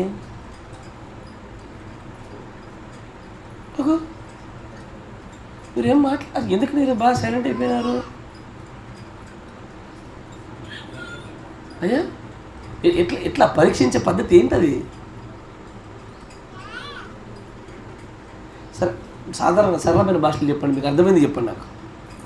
ఫస్ట్ భార్యతో మాట్లాడాలా, ఏమనాలా? హనీ, ఓ తేనె. అరే, తేనె దగ్గర నవ్వుతారు, మిగతా అంతా చెప్తే ఎట్లా నవ్వుతారు? ఏంటి ఆ పద్ధతి ఏంటంటున్నా నేను?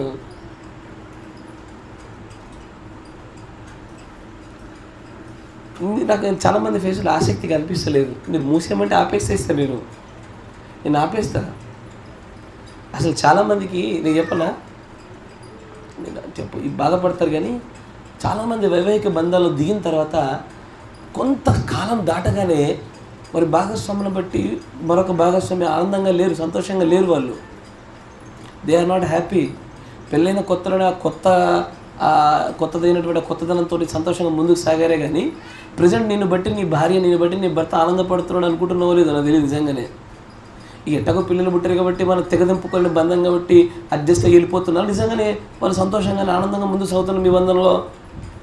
మీకు తెలుసా విషయం? ఒకవేళ పిలిచి అడిగామనుకో ఏమంటారు? లే అట్లా అది మాట్లాడుతున్నాను, ఫుల్ హ్యాపీ అంటారు. ఎస్ సార్, కరెక్టేనా? నువ్వు అనుకుంటున్నావు నువ్వు హ్యాపీగా ఉంటే సరిపోయింది. ఇంతకీ నీ భాగస్వామి సంగతి ఏంది? నిన్ను బట్టి నిజంగానే సంతోషంగా ఉన్నారా?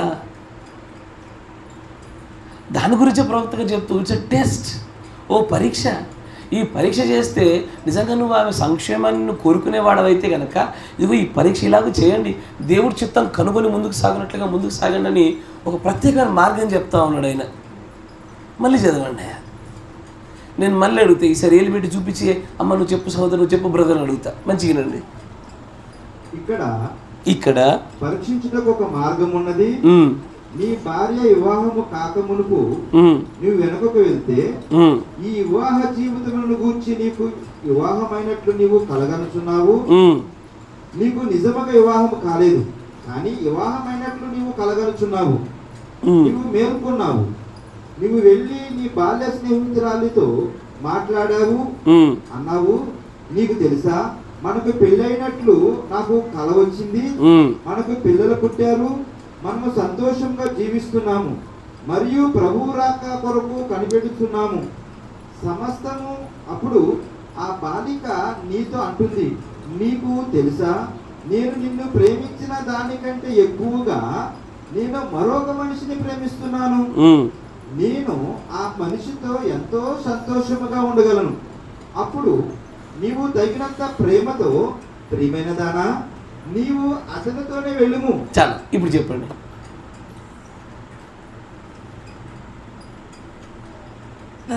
దాని అర్థం ఏంది అసలు? సరే, పురుషుడు ఇంటికి వెళ్ళాడు, ఇంటికి వెళ్ళి ఆయన అంటాడు, యూ గో బ్యాక్, నువ్వు వెళ్ళి you say this to your wife, నీ భార్యతో చెప్పు. ఏమని? ఎవరు నువ్వు అనుకో, నీకు మన ఇద్దరికి పెళ్ళైందని చెప్పి ఇట్స్ డ్రీమ్, కళ అనుకో. నువ్వు నీ బాల్య స్నేహితుల దగ్గరికి వెళ్ళావు, ఆమెతో అంటున్నావు ఏమని?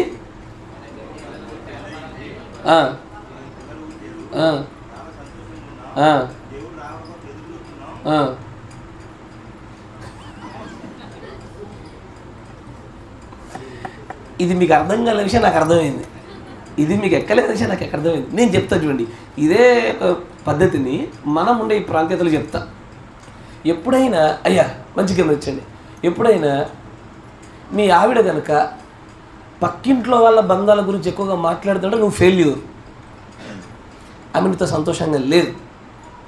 వాళ్ళ ఆయనకు ఆమెకు అట్లా తెచ్చిండు, అట్ట తీసుకెళ్ళిండు, అది చూపించిండు, ఇట్లా మాట్లాడినట, అట్లా వచ్చుకుంటారంట, ఇగో ఆయన తింటుండే పిల్లల్ని కూడా ఎత్తుకుంటారంట ఆమె తినేటప్పుడు అని ఇట్లాంటి మాట్లాడుతుంటే నువ్వు ఫెయిల్ అన్నట్టు. ఇక్కడికి నీ వల్ల సంతోషంగా లేదా బిడ్డ? మీకు అర్థమైనది మీకు అభినా? ఎప్పుడైనా సరే మీ ఆయన వాళ్ళ ఇంట్లో అట్లయితుందంట, ఇగో ఆ సిస్టర్ అంత మంచిగా పని చేస్తుందంట, ఆమె ఇచ్చా ఇమిటా అని అనుకో, నువ్వు ఫెయిల్. మీకు అర్థమైందా? అరే ఇక్కడ ఉన్నటువంటి ఆ ఉదాహరణ మీకు అర్థమైన భాషలు చెప్తుంటే అంతే. మీ ఆయన మరొకరిని గురించి గొప్పగా మాట్లాడి లేదా గుర్తింపదగిన స్థాయిలో మాట్లాడుతుంటే ఎక్కడో నేను లోపం ఉంది, నీ వల్ల సంతోషంగా లేడైనా. నీ ఎదుట నీ దగ్గర నీ భార్య వచ్చి మరొకరి గొప్పతనాన్ని గురించి, మరొకరి యొక్క భక్తిని గురించి, మరొకరి ప్రార్థన జీవితాన్ని గురించి, మరొకరి మంచితనాన్ని గురించి మాట్లాడుతూ వస్తుందంటే ఎక్కడ నువ్వు ఫెయిల్ అయినట్టే.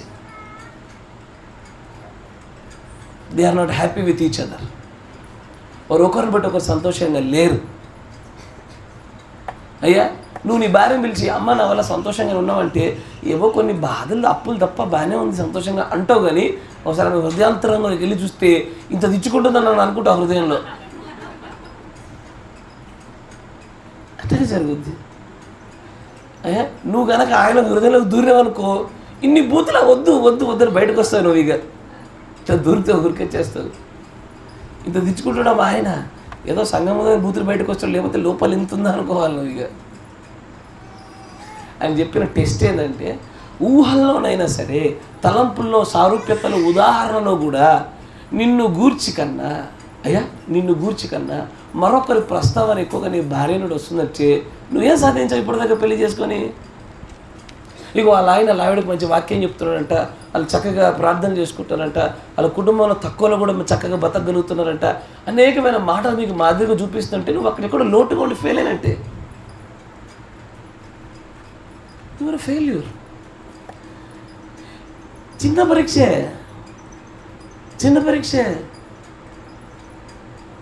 అంటాడు ఈయన. చూసావా అలా ఆవిడ అలా ఆయనతో ఇంత మంచి ప్రేమపూర్వకంగా మాట్లాడుతుందో అంటే దాని అర్థమైంది నువ్వు గయ్యాలి అన్నట్టు. నీకు అర్థం కాలేదు? నువ్వు గయ్యాలి అన్నట్టు, నీ మాటలన్నీ రంపల్లా కోస్తూనే అన్నట్టు.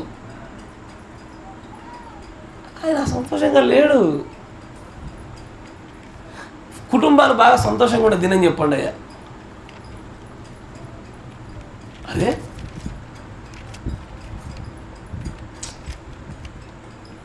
ఇక్కడ లైట్ లేదు, మీ మొహాల్లో లైట్ లేదు. ఈరోజు ఎందుకు అర్థమవుతలేదు నాకు. ఎలక్ట్రీషియన్ కుమారుడు లైట్ మరిచిపోయింది ఈ రోజున. చెప్పండి, ఇళ్ళల్లో బాగా కుటుంబాలు బాగా సంతోషం ఎక్కడ ఎప్పుడు ఉంటుంది? ఇగో అయ్యా కుటుంబంలో వివాహం జరిగినప్పుడు కరెక్టే, అది కూడా అది ఏదైనా తాత్కాలికమే, అది కూడా కరెక్టే, వాస్తవమే. ఇంకెప్పుడు ఫ్రీక్వెంట్గా సంతోషంగా ఉండేది డబ్బులు వచ్చినప్పుడు. డబ్బులు దండిగా వస్తాయి చూసారా, అసలు తారతమ్యాలన్నీ మర్చిపోతారు, ఏ ఇరుకు ఇబ్బంది ఉండదు. సండే మళ్ళీ ఏముంటుంది అక్కడ, కక్క ముక్క వాటెవర్ ఏదో తొక్క ఏదో వస్తుంది. అసలు ఆ రోజు అప్పటిదాకా తిట్టిన భార్య కూడా తినుబావా 2 స్పూన్లు ఎక్కువ వేస్తుంది ఈ అమ్మాయి. అప్పుడు మోహన్ చూడాలి, సార్ నిన్న మన తెచ్చింది నువ్వేనా అనుకోవాలి. నేను చెప్పింది అబద్ధమా, మీకే తెలుస్తుంది, చూస్తే అర్థమవుద్ది. వైవాహిక బంధాలు అంతే ఉంటాయి. కానీ ఇవన్నీ దేనికి సాదృశ్యమయ్యా అంటే, దేన్ని సూచిస్తున్నాయి అంటే, ఒకరితో ఒకరు సంతోషంగా లేరు అని విషయాన్ని చూపిస్తూ ఉన్నాయంటే, they are not happy with each other. మరొకరు బట్టి ఒకరు సంతోషంగా లేరు. ఉదత్సమానం మీ ఆయనకు నిన్ను గురించి మాట్లాడకుండా మరొకరిని సారూప్యంగా చూపించాల్సి వస్తుందంటే నువ్వెట్లా సంతోషంగా పెడుతున్నావు, నువ్వెట్లా సంతోషపెడతా ఉన్నావు. కానీ ప్రవక్త గారు ఏమంటో తెలిసే, ఈ పరీక్షించేటువంటి పద్ధతి వివాహానికి ముందు ఉంటుంది, వివాహ తర్వాత కూడా 2 పద్ధతులు ఉంటాయి అంటాడు ఆయన. వివాహానికి ముందు కూడా పరీక్షించాలంట. ఏంటది, వివాహానికి ముందు కూడా ఈ పరీక్ష జరగాల. దాన్ని అంటాడు ప్రవక్త గారు. చూడండి మరో చోట 55-0418 సారీ 0410.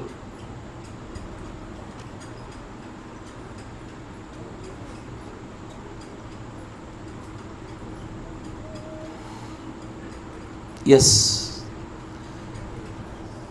నా విమోచకుడు సజీవుడు అనే వర్తమానంలో 106వ పేర చూడండి 106.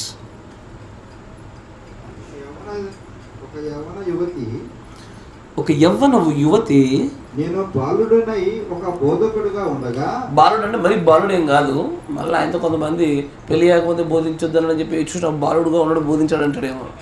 బాయ్ ప్రీచర్ అంటే బోధనలోనికి అప్పుడే కొత్తగా వచ్చినవాడు అని అర్థం. బోధకుడుగా ఉండగా ఇక్కడ ఒక స్థలమునంత బోధించుచున్నాను.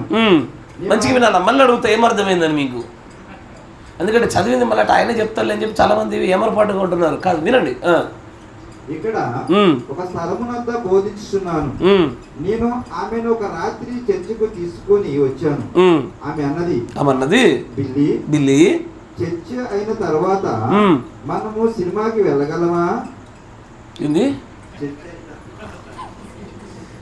వాళ్ళు చర్చ్ అయినాక సినిమా అంటారు, వాళ్ళు చర్చ్ అయినాక షాపింగ్ అంటారు, వాళ్ళు చర్చ్ అయినాక మా అమ్మాయి వాళ్ళ ఇంట్లో దించి అంటారు, ఇంకేమంటారు చర్చ్ అయిన తర్వాత గేమ్స్కి తీసుకెళ్ళి అంటారు. ఇంకా ఈరోజు మీరు యాక్టివ్గా లేరు అసలు. అయ్యో ఏదోట్లే మీరు అని అంటాడు. బిల్లి ఏరా బిల్లి అని చూడు, చర్చ అయిన తర్వాత సినిమాకి వెళ్దామా? తర్వాత నేను అన్నాను నేను సినిమాలు చూచుటకు వెళ్ళను. నేను అట్లాంటి వాటికి వెళ్ళనే, నేను చూడ సినిమాలు. ఆమె అన్నది మంచిదే చెప్పాను. మనము చేయుదమా? అలా జరగనే ఉన్న ఏదో నాట్యము కొరకు బయటకు వెళ్ళటకు తేదీని లేక నిర్ణీత సమయం మనం కలిగి ఉందుమా? అంటే ఏదో డ్యాన్స్ షోలో దేనికో సంబంధించి అట్లా ఒక టైం ఉంటుంది, అపాయింట్మెంట్ టైము. మరి అట్లాంటి వాటికి వెళ్దామా అని అడిగింది. ఇంతకీ అమ్మాయి ఎవరు? ఆ అమ్మాయి ఒక ఆదివారపు బడి ఉపాధ్యాయురాలు అయి ఉండను. అమ్మా అంత ఘోరంగా చెప్పింది తెలుగులో. సండే స్కూల్ టీచర్ ఎవరు? అమ్మాయి లేడీ ఎవరు? Sunday school teacher. తర్వాత నేను మళ్ళీ సరే వచ్చేవారని చెప్తా విషయం డైరెక్ట్గా. కానీ నేను అన్నాను ఎందుకు లేదు, ఆమె సహోదరుడు ఒక సేవకుడై ఉండెను. ఇది పెద్ద ట్విస్ట్. మళ్ళీ ఆమె బ్రదర్ ఎవరు? సేవకుడు. ఇక్కడకు సరిగా ఎక్కువ దూరంలో అతడు నివసించడం లేదు. ఆమె అన్నది మనం ఒక నాట్యంలోకి వెళ్ళగలమా? నేను అన్నాను నేను నాట్యం చేయను. మనము స్కూల్లో బతుకమ్మ డ్యాన్స్ ఉంటే వెళ్దామా? మీకు అర్థం కాలే? డ్యాన్స్ మనం చేయంగా నేర్పిద్దాం. మీ పిల్లల్ని ఒకసారి గట్టిగా పిలిచేది నువ్వేనా అడుగు. ఇంటికి వెళ్ళిందా అన్న పులిపిడి మీద చెప్పింది నీ గురించి అని అడుగు. నా గురించి అని ఒప్పుకోకపోతే వాళ్ళు పీక్ ఒప్పించు. ఫస్ట్ ఒప్పుకున్నాక 10 పీకు. అర్థమైందా? నాట్యానికి వెళ్దామా? తర్వాత ఎందుకంటే మీ ఆ స్కూల్లో నాకు ఒకసారి మేడం ఫోన్ చేసి అనవచ్చా, మీ పిల్లలు దేనిలో పార్టిసిపేట్ అవ్వన్నారు? ఇగో ఈ డాష్ డాష్ డాష్ ఎగవడేగవడ మరి డ్యాన్స్ కోసం వస్తా అంటున్నారు. నేను అన్న ఉన్నాయిలేండి, మా దాంట్లో కూడా కొన్ని కుర్కురేలు ఉన్నాయని చెప్పిన. అంటే వంకర టింకర కొన్ని ఉంటాయి ఇక అని చెప్తారు. కానీ నేను చదవండి. నేను నువ్వు చేయవా? నువ్వు ఎన్నడైనా ఎక్కడి నుండి ఏ తమాషా అయినా కలిగి ఉండు. అంటే నీకు సంతోషం, ఆనందము, టైంపాస్ ఎట్లయితుంది? టైంపాస్ ఎట్లయితుంది? స్నాప్చాట్ లేకపోతే, ఫేస్బుక్ లేకపోతే, యూట్యూబ్ లేకపోతే, టీవీ లేకపోతే టైంపాస్ ఎట్లయితుంది? అదే అన్నది, how do you pass your time, how do you have fun, ఎట్లా టైంపాస్ అవుతుంది మీకు అసలు? చాలామంది తెలుసా, మన ఇళ్ళలో టీవీలు కంటే బంధువులు కూడా వచ్చి బంద్ చేసిర్రు. కరెక్టేనా? వస్తారు కరెక్ట్గా 1 hour ఉంటే వెళ్ళిపోతారు అంతే. అంతసేపు ఉన్నారంటే కూడా గ్రేట్. వాళ్ళు తిండి కోసమే ఉండొచ్చు బహుశా. మళ్ళీ మీ పిల్లలు బంధువులు ఇంటికి వెళ్తే బాగాసేపు ఉంటారు, ఎందుకంటే అందులో టీవీ ఉంది కాబట్టి. కరెక్టేనా? ఒరే రారా అమ్మమ్మ ఇంటికి ఇంటికి పోదాం రా అంటే వాడు రాడు. ఉందా ఇంకోసేపు, ఎందుకంటే అక్కడ టీవీ ఉంటుంది, గేమ్స్, ఫన్ ఉంటాయి, పనికి వెళ్ళని ఉంటాయి ఆడ. కరెక్టేనా? ఇంటికి రారా అంటే వాడికి జైలుకి రారా అన్నట్టు ఉంటుంది. దానికి అడుగుతుందని మరి నీకు టైంపాస్ ఎట్లయితుంది? నాట్యాలు వద్దంటూ, షోస్ వద్దంటూ, అదొద్దంటూ ఏం చేస్తావు? పొద్దంతా ఏం చేస్తావు? ప్రార్థన చేస్తావు. సరే దాని తర్వాత ఏం చేస్తావు? మళ్ళీ ప్రార్థన చేస్తావు. కాదు సరే, ఆ ప్రార్థన కార్యక్రమం అంతా అయిపోయినాక ఏం చేస్తావు? కాసేపు పడుకుంటా, ఓకే, మళ్ళీ వేసినాక మళ్ళీ ప్రార్థన చేస్తా.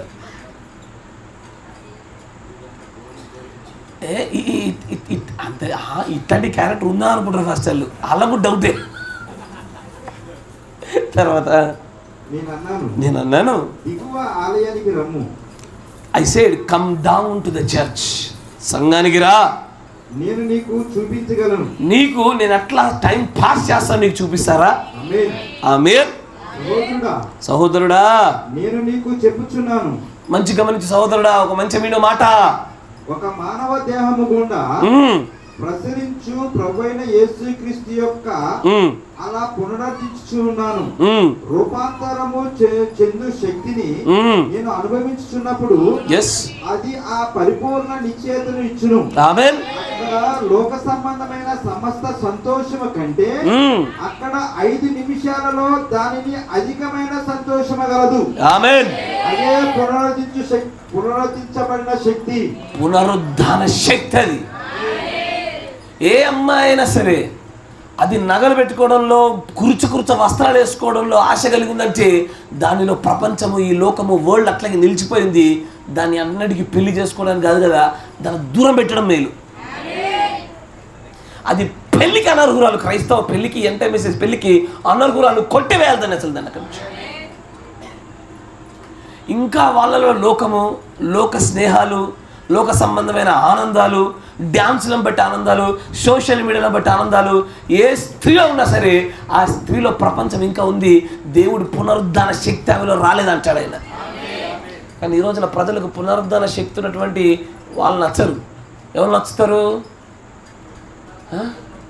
లోకంతో నిండిపోయి ఉన్న వాళ్ళు కావాలి, వాళ్ళతోనే పెళ్లి సంబంధాలు సెట్ చేసుకోవాలా. మన ఎన్నికలు అట్లే గుర్తొస్తాయి, ఎందుకంటే మనం వచ్చింది లోకంలో వచ్చేగా. మనలో లోకం ఉంటే లోకమున్న అబ్బాయి నచ్చుతాడు, మనలో లోకం ఉంటే లోకంతో నింపబడిన అమ్మాయి నచ్చుద్ది మనకి. లోబడేవాడు నచ్చడు. తర్వాత చూడండి, నచ్చడు. మంచిది. ఆ రాత్రి పాపులు బలిపీఠం యొద్దకు వచ్చెను. మంచిది. చూడండి, ఆమె ఏమన్నది? నీకు టైం పాస్ అవ్వడం కోసం. సండే స్కూల్ టీచర్ మళ్ళా, అంటే మన లెక్కన చర్చికి వచ్చే పిల్లే. మంచిది, బయటకు కదా సినిమాకి వెళ్దాం. నేను రాను. డ్యాన్స్ షోలోకి వెళ్దాంపా. నేను రాను. డ్యాన్స్ చేయవు. ఎట్లా టైం పాస్? చర్చికి రా చూపిస్తాను. వచ్చింది ఆమె, రాంటి వచ్చేసింది.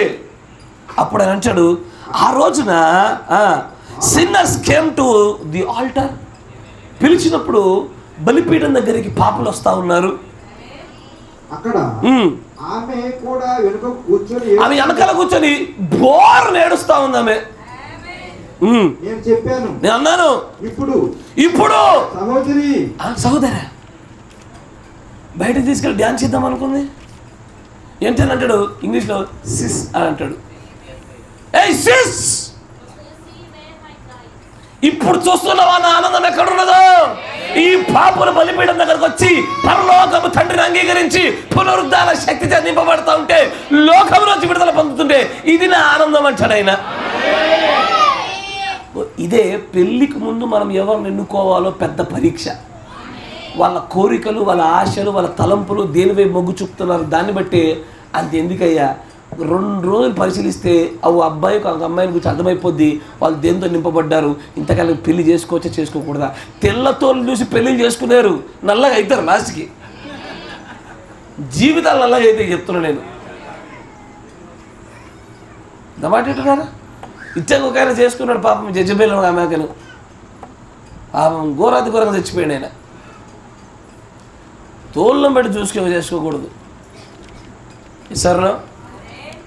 ఇంకోటి నార్మల్గా ఇది పెద్దవాళ్ళలో సాధారణంగా ఊరికే అట్లా క్యాజువల్గా మాట్లాడతారు, కానీ సీరియస్ అవ్వకూడదు. ఏది? ఉదాహరణకి బస్సులో మీరు ఎప్పుడు బాగా మంది ఉన్నారనుకోండి, ముందు పోయి నిలబడ్డావు, దొరకనప్పుడు ఏం చేస్తావు? కచ్చిపు తీసి సీట్లు వేస్తావు. ఎసారనో కరెక్టా కదా? ఈ రోజున పిల్లలు పుట్టిన తర్వాత కూడా రంగును బట్టి కచ్చిపులు ఎత్తుర్రు. మీకు అర్థం కాలే? అర్థం కాలే.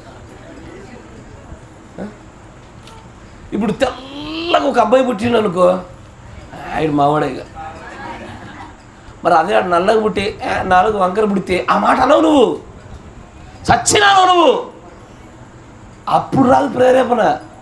ఎప్పుడు అది మళ్ళా అది కొంచెం ఎర్రగనో బుర్రగనో మంచిగా పుట్టిందనుకో, ఏంటది ఖచ్చితంగా దుప్పటేస్తారు ఇక దాని మీద. శ్వాస అడగపోతే అడగపోలే. కానీ ఇది ఏదో అడపదడప మాట్లాడుకుంటే పర్లేదు, దాన్ని సీరియస్గా తీసుకోకూడదు. బికాజ్ ఎందుకంటే పెళ్ళిళ్ళు మీకు నచ్చినట్టు చూసుకొని, ఇప్పుడు నేనుండి నా కూతురు పుట్టింది, నేను అన్నా ఏమని మన రూబేన్ బ్రదర్తోని, అయ్యా మీ పెద్ద కొడుకు మా అమ్మాయికి ఇచ్చేయి, నేనేమో నిర్ణయించడానికి. అంటే దేవుడి చిత్తాలు కనుక్కోవడాలు లేవు, వాక్యము లేదు, దేవుడి ప్రేరేపణ లేదు, ప్రార్థనలు లేవు. అయిపోయిందిగా. హిందువులు కలుపుకున్నట్టే చెయ్యి, మిమ్మల్నిచ్చి మాకి చెయ్యి. ఏంది సంతలో కూరగాయలు కొంటున్నారు? ఏంది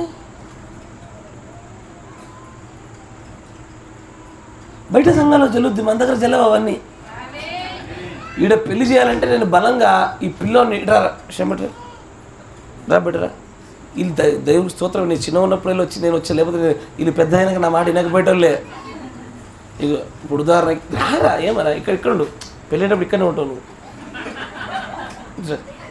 చీడకి పుల్లి పెడెత్తుకులేడు ఇటు ఎట్లయింది. అయితే అప్పుడు నేను దగ్గర రారా, అటు తిరుగు, ఇటుపక్క ఎవరు ఉంటారు? అప్పుడు నేను అడుగుతా, ఇగో ఇటు ఎట్లుంటుంది మొహం సిగ్గు ఉంటుంది కదా, ఇట్లా పట్టుకొని అరే నిజంగా దేవుడు నీకు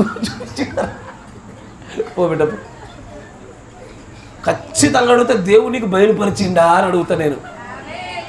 లేదు అయినా చెయ్యవా అంటే చేస్తా, కానీ నీకు తెలిసి ఉండాలి తెలిసిపరచడం తెలియపరచలేదా అని. నువ్వు అనుమతించబడే చిత్తకుండా పోతాడు, నేను వద్దని చెప్పను, అది నీ ఇష్టం, అది నీ ఎన్నిక. కానీ ఫస్ట్ క్వశ్చన్ అదే, నీకు ఇంతకీ దేవుడు బయలుపరిచిండా? అందరి ముందన్న కెమెరా పెట్టిందని, కానీ అసలు కెమెరా ఉంటుంది ఆ రోజు 40,000 కెమెరా ఉంటుంది, వస్తుంది ఇట్లా ఓహ్ మీద పెడతాను ఆన్సర్ కోసం. నువ్వు నన్ను చూసి కెమెరా చూసి సరే తర్వాత ప్రశ్న, ప్రతి పాపం ఒప్పుకుంటేవా? కెమెరా చూసి అవునన్నా, అమ్మాయిని చూసి కాదనన్నా. అప్పుడు మీరు అనాలా, ఇట్టయితే పెళ్లి చేసుకోకుండా మేలే అనాలా మీరు అప్పుడు. లేకపోతే అన్న పక్క చర్చికి వెళ్ళి పెళ్లి చేసుకుని చర్చికి వస్తామా అంటారు చూడండి ఆ రోజున.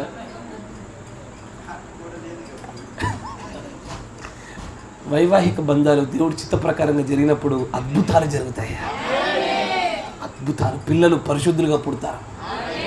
అయ్యా ఒక మోషే వలె, సుజన్న వెస్లీ కడుపు నుంచి వచ్చినటువంటి బిల్లి గ్రహం వలె ఒక బలమైన సంతానంగా ఉంటారు వాళ్ళ. ఎప్పుడు నిజంగానే వాక్యానుసారంగా పెళ్ళి జరుగుతాయి. అమ్మాయిలో ప్రపంచం ఉందా పీకేసేయండి, అబ్బాయిలో ఇంకా ప్రపంచం ఉందా లాగేసేయండి. There should be no place for the world in they అంటాడు. ప్రపంచానికి స్థానం ఉండకూడదు, పునరుద్ధాన శక్తికే స్థానం ఉండాలి. తర్వాత చూడండి అంటాడు, now sis look you see where my joy is. సహోదరి చూడు, నా ఆనందం ఎక్కడుందో చూసావా? చూడు, నేను అన్నాను ఈ లోకంలో నీకు దొరికే సంతోషాలు వాటికంటే సరిగ్గా నేను సంతోషంగా ఉన్నాను, అంతకంటే మంచి సంతోషంలో నేను ఉన్నాను ఇక్కడ. ఆ లోకము మరియు దానికి ఉన్న సమస్త శక్తి ఎన్నడూ ఈ స్థానములను తీసుకొని ఉండదు. ఈ లోకంలో ఉండేటువంటి ఆనందాలు, దాని యొక్క భావోద్వేగాలు, ఇదిగో ఈ ఆత్మలో కలిగేటువంటి దేవుడి సన్నిధిలో వాక్యాలు కలిగే ఆనందంతో ఎన్నడూ ఇవ్వలేమంటాడు ఆయన. ఆ టైంలో ఆమె ఏం చేస్తున్నారు తెలుసా? వెనకాల నుండి బోరు ఏడుస్తూ ఇది కదా ఆనందం నేను వెతకాల్సింది. ఈయనకు నేనేదో లోకంలో ఆనందాలు చూపిద్దామంటే ఈయన నాకు నిజమైన ఆనందాన్ని చూపించాడు అంటే అట్లా కదా మనం చూపించాల్సింది. ఓడు అంటాడు ఏమని, పదరమా జీవిమాలకి వెళ్దాం అంటాడు. లింగ్ అని 10th క్లాస్ చదివేటోడు ఇంటర్మీడియట్ టక్కని వెళ్ళిపోతారు కాలేజీకి వెళ్ళి స్కూల్కి వెళ్ళి. ఎసార్నో ఓ అమ్మ అంటది ఏమని, పలానా అప్లికేషన్ వేసుకొని నీకు మెసేజ్ చేస్తా అంటది. వాళ్ళు మనకు ఆనందం చూపించడం ఏంది, మనమే వాళ్ళకి నిజమైన ఆనందం చూపించాలి కదా. నిజమైన సంతోషం, నిజమైన ఆనందం ఎక్కడ దాగి ఉంటుందో అక్కడ చూపించగలగాలి. నీ పిల్లలకు నువ్వు ఎలా నేర్పించాలో తెలుసా? ఎక్కడైతే వాక్యము నిజంగా శరీరధారిగా నిలబడుతుందో అక్కడే నిజమైన ఆనందం ఉంటుంది బేట. ఈ లోక సంబంధమైన విషయాల్లో గుర్తుపెట్టుకోండి, ముఖ్యంగా అమ్మాయిలను గుర్తుపట్టడం చాలా ఈజీ. లోకంతో నింపబడ్డారా లేదా అని అమ్మాయిలను గుర్తుపట్టడం చాలా ఈజీ. టక్కని గుర్తుపట్టచ్చు, ఈజీ స్టెప్స్లో గుర్తుపట్టచ్చు. ఎక్కువ సమయం ఎక్కడ గడుపుతున్నారు, వాళ్ళ చుట్టూ దోస్తులు 2-3 చూడండి, అలా వస్త్రధారణ చూడండి, అలా 4-5 కోరికలు వినండి, కథం దొరికిపోతారు అమ్మాయిలు. ఆ అబ్బాయిలు కొంచెం టైం పడుతుంది. కొంత నటన చాతుర్యం ఎక్కువ కదా, మాకు కొంచెం టైం పడుతుంది, కానీ దొరుకుతారు, ఎవరైనా దొరుకుతారు. కానీ ముందు అని అంటాడు, test before the marriage, test after the marriage. Before the marriage వారు నిజంగానే వివాహానికి వారు నిజంగానే అర్హులా కాదని పరీక్షించండి. వివాహం తర్వాత నీ భాగస్వామితో సంతోషంగా ఉందో లేదో పరీక్షించండి. పరీక్షలు ఎప్పుడు ఉండాల్సిందే. పరీక్షలు లేకుండా ఇక చేసుకున్నాక సస్తదా ఉండకుండా ఇక విడిపోతుంది అనే ధైర్యంతో కూడా ఎట్టబడితే అట్టగా వివాహాలైన తర్వాత ప్రవర్తించే వాళ్ళు లేకపోలే. కానీ లెక్కడగడా నా కుమార్తె నీకు ఇచ్చాను ఏమని లెక్కడగడా, నేను నా కుమారుడికి సాటి అయిన సహాయంగా నేను ఉండమన్నా లెక్కడగడా, నిన్ను అతడికి నువ్వు సహాయంగా ఉండాలా, అతడిపై నువ్వు పెత్తనం చేయాలా, లెక్కడగడా నేను. అన్ని లెక్కలోకి వస్తాయిగా. అందుకే అన్నాడు జాగ్రత్త, ఇది అనుగ్రహం పొందిన వారే వీటిని గ్రహించి అంగీకరించి మార్చుకునేది. అందరూ మార్చుకోగలుగుతారు, యేసుప్రభు ఉంటారు, అనుగ్రహం పొందిన వారు తప్ప ఎవ్వరు పడితే వాళ్ళు ఇలాగ చేయలేరు.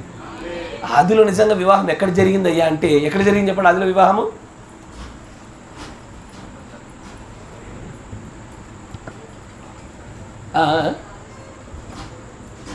ఆదిలో ఆయన పక్కటెముకను తీసి, ఇదిగో నీ ఎముకల ఎముక, నీ మాంసంలో మాంసము తీయబడింది కాబట్టి నారి, ఇక మీ ఇద్దరికి నేను ఏక శరీరం చేస్తాను కాబట్టి ఇది పెళ్ళి అంటే ఇది రెండో పెళ్ళి. ఇది మొదటి పెళ్ళి ఎక్కడ జరిగింది అంటే దేవుళ్ళు నీకు జరిగింది. దేవుడి ఆలోచనలు పుట్టగానే నిన్ను సృష్టించిన నీ సృష్టికర్త నీకు భర్త అయిపోయాడు అక్కడే. ఇన్ ద థాట్, ఆ ఆలోచనల్లోనే నీకు ఆయన భర్తగా మారిపోయాడు, నువ్వు ఆయన భార్యగా మలచబడ్డావు, అక్కడే వివాహం జరిగిపోయింది. దాన్ని చూపించడానికి సాదృశ్యంగాను రూపకంగా చూపించడానికి భౌతికంగా ఆదాము అవ్వలో కనబడ్డది. నిజం చెప్పాలంటే అవ్వ she's not a real product, she's just a by product. అంటే ఆమె ఉప ఉత్పత్తి. ఎసార్నో ఆమె ఉప ఉత్పత్తి అయితే మరి ఆదాము నిజమైన ఉత్పత్తి, ఉప ఉత్పత్తి? నిజమైన ఉత్పత్తి. నిజమైన ఉత్పత్తిదారుడికి మధ్యలో జరిగింది అసలైన పెళ్ళి. దీన్ని ఎలాగో గ్రహించాలో మనం చూడడానికి దేవుడు మన ముందు పెట్టిందే ఈ ఉప ఉత్పత్తి అనే కార్యక్రమాన్ని మొదలుపెట్టాడు. ఈ ఇద్దరి మధ్యలో ఉన్న బంధం తెలియక కొట్టుమిట్టాడుతూ ఉండగా మధ్యలో కూడా పరిత్యాగ పత్రిక అంటాడు.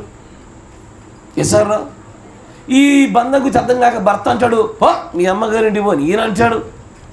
ఈ మాట మీ మా అమ్మగారింటికి పోతాను ఈ అమ్మ అంటది. మధ్యలో పిల్లలు ఏమంటారు అయ్యా?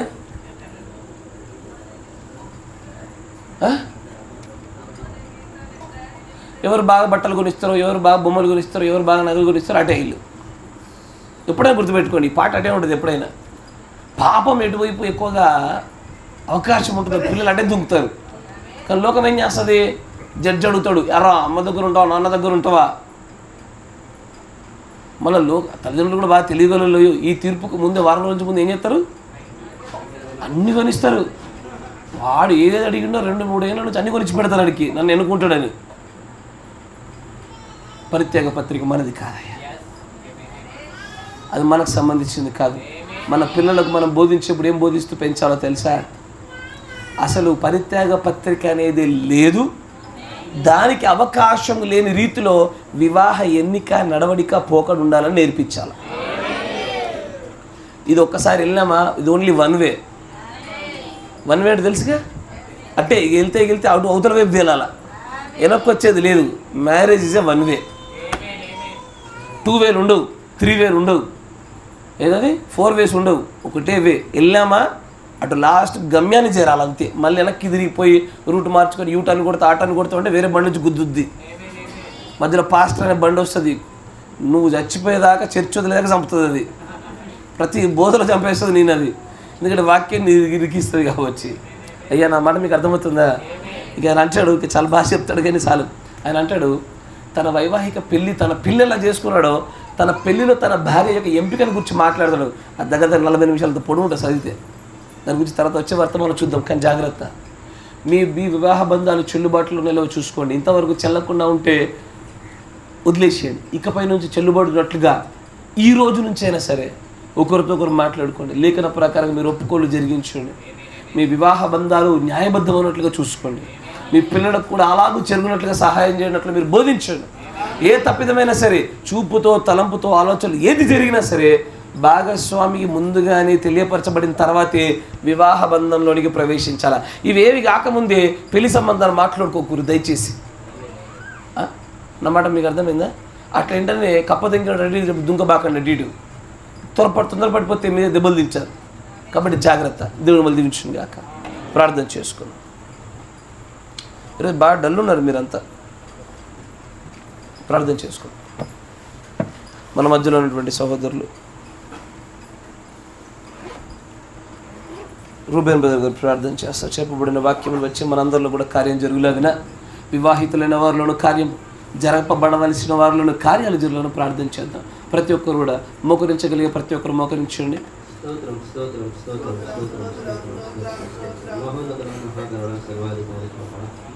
నిన్న నేడు దినోత్తరము ప్రభా ఏకరీతిగా ఉన్నటువంటి మార్పు చెందినటువంటి గొప్పది కూడా నీకే వందనములు స్తోత్రాలు చెల్లిస్తాను. ఇది ఒక సాయంకాల సమయంలో ప్రభా మా అందరినీ ప్రభా అలనాడు ప్రభా ఆదాముతో ఏ విధంగా సాయంకాల సమయంలో ప్రభా నువ్వు ముచ్చటించి ఉంటున్నావు ప్రభా, అదే రీతిగా ప్రభా ఈ సమయంలో మాతో ప్రభా మీరు ముచ్చటించి మాట్లాడడానికి నీకు స్తోత్రాలు చెల్లిస్తాను. ఆ యొక్క వివాహ సిద్ధపాటులో ప్రభా నీకు స్తోత్రాలు. మా గత కాలంలో జరిగినటువంటి మా తప్పిదములను ఒప్పుకోలు విషయంలో ప్రభా మేము ఒకరి పట్ల ప్రభా భార్యాభర్తలమైనటువంటి మేము ప్రభా ఒకరి పట్ల ఒకరు ప్రభా ఇగో దేవా నీ వాక్య విరుద్ధమైనదని ఏదైనా జరిగించినట్లయితే ప్రభా మేము సరి చేసుకున్నటువంటి ధన్యతను భాగ్యం ఇచ్చేట్టున్నాం ప్రభా. మా యొక్క గొప్పతనమో మా తెలుగో కాదు కానీ ప్రభా నీ అనుగ్రహం పొందినటువంటి నీ జనంగా ఉండబట్టి ప్రభా ఈ స్థితిని ఈ భాగ్యం ఇచ్చినట్టున్నామని మేము ప్రభా. ఈ సమయంలో ప్రభా నీకు వందనాలు. ఆ ఒప్పుకోలు ప్రభా ఇరుపక్షముల మధ్య ప్రభా మేము జరిగించినట్టుగా ప్రభా నీ కృపని మనకు ప్రార్థిస్తాము.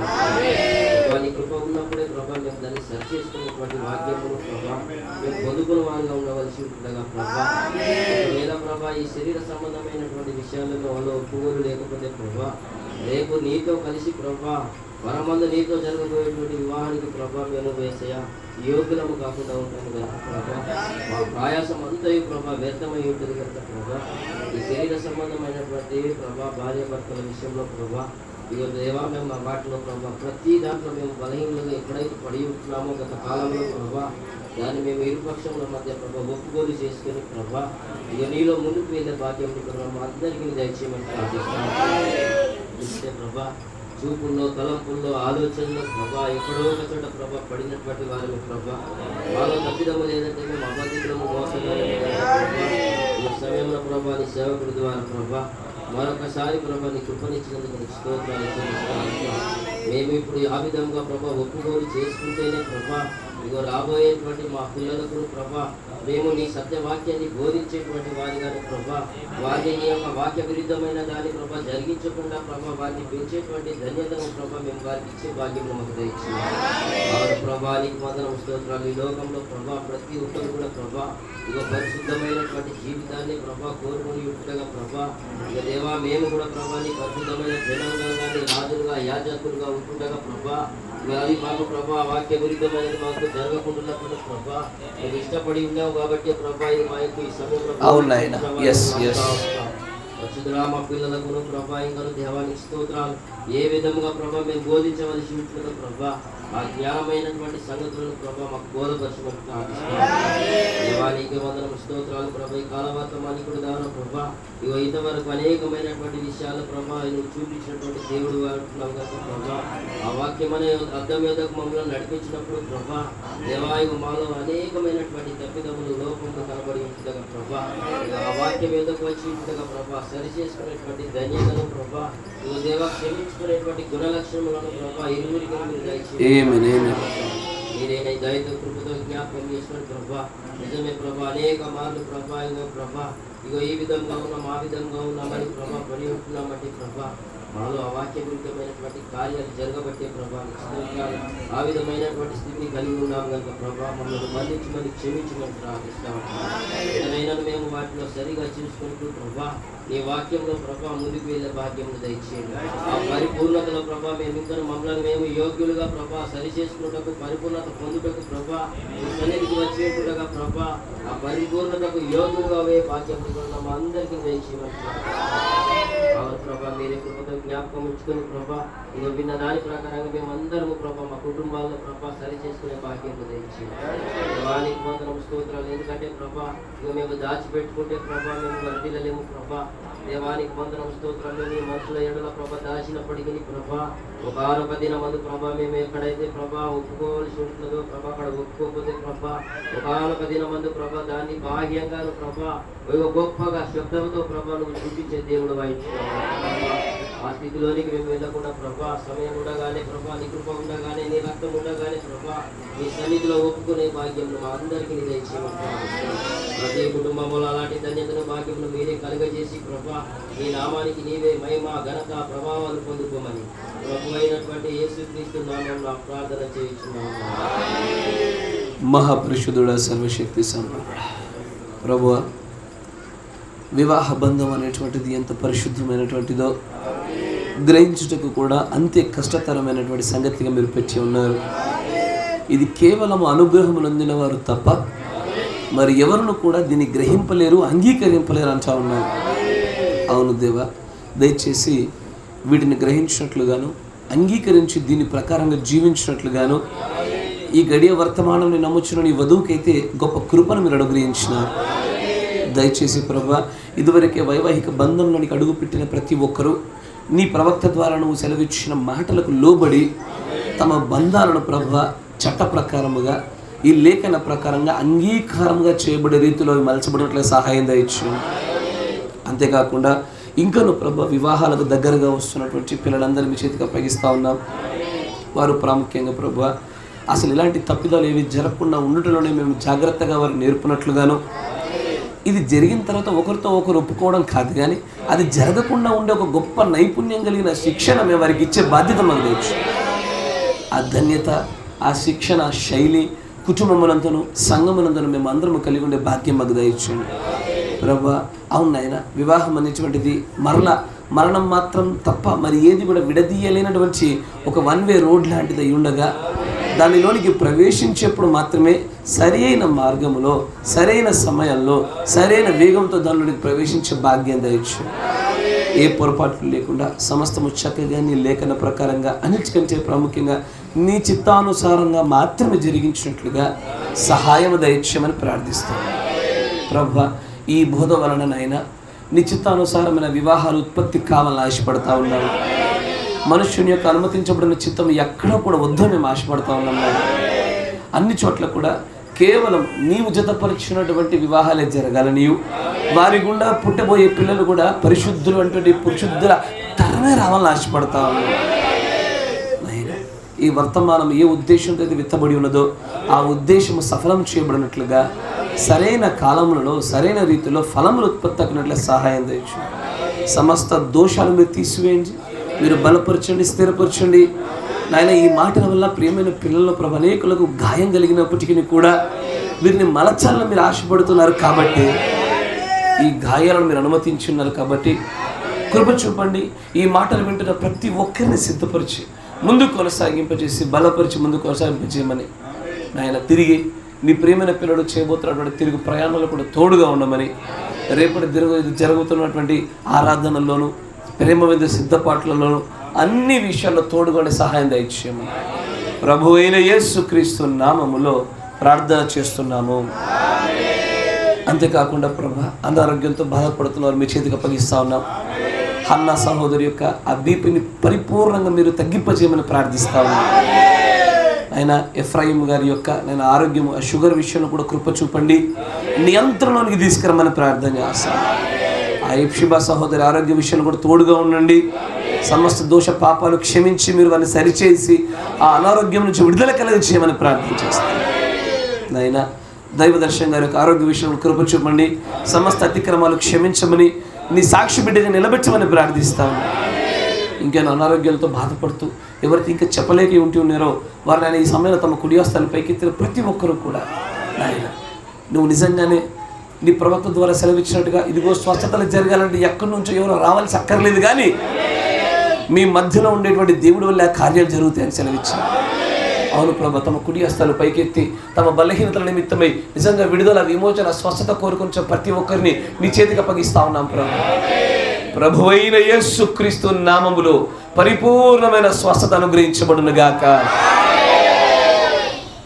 దావీదు కుమారుడా, మమ్మల్ని దాటి వెళ్ళక మమ్మల్ని బాగు చేసిన దేవా నీకు వందనాలు తెలియజేస్తాను. చక్కటి సాక్షి బిడ్డలుగా నీ పిల్లల్ని నిలబెట్టి నీ నామాన్ని గణపరచమని ప్రభు అయిన యేసుక్రీస్తు నామంలో ప్రార్థన చేయుచున్నాము. ఆమేన్. Praise the lord. God bless you. దేవుడు మిమ్మల్ని అందరినీ దీవించును గాక.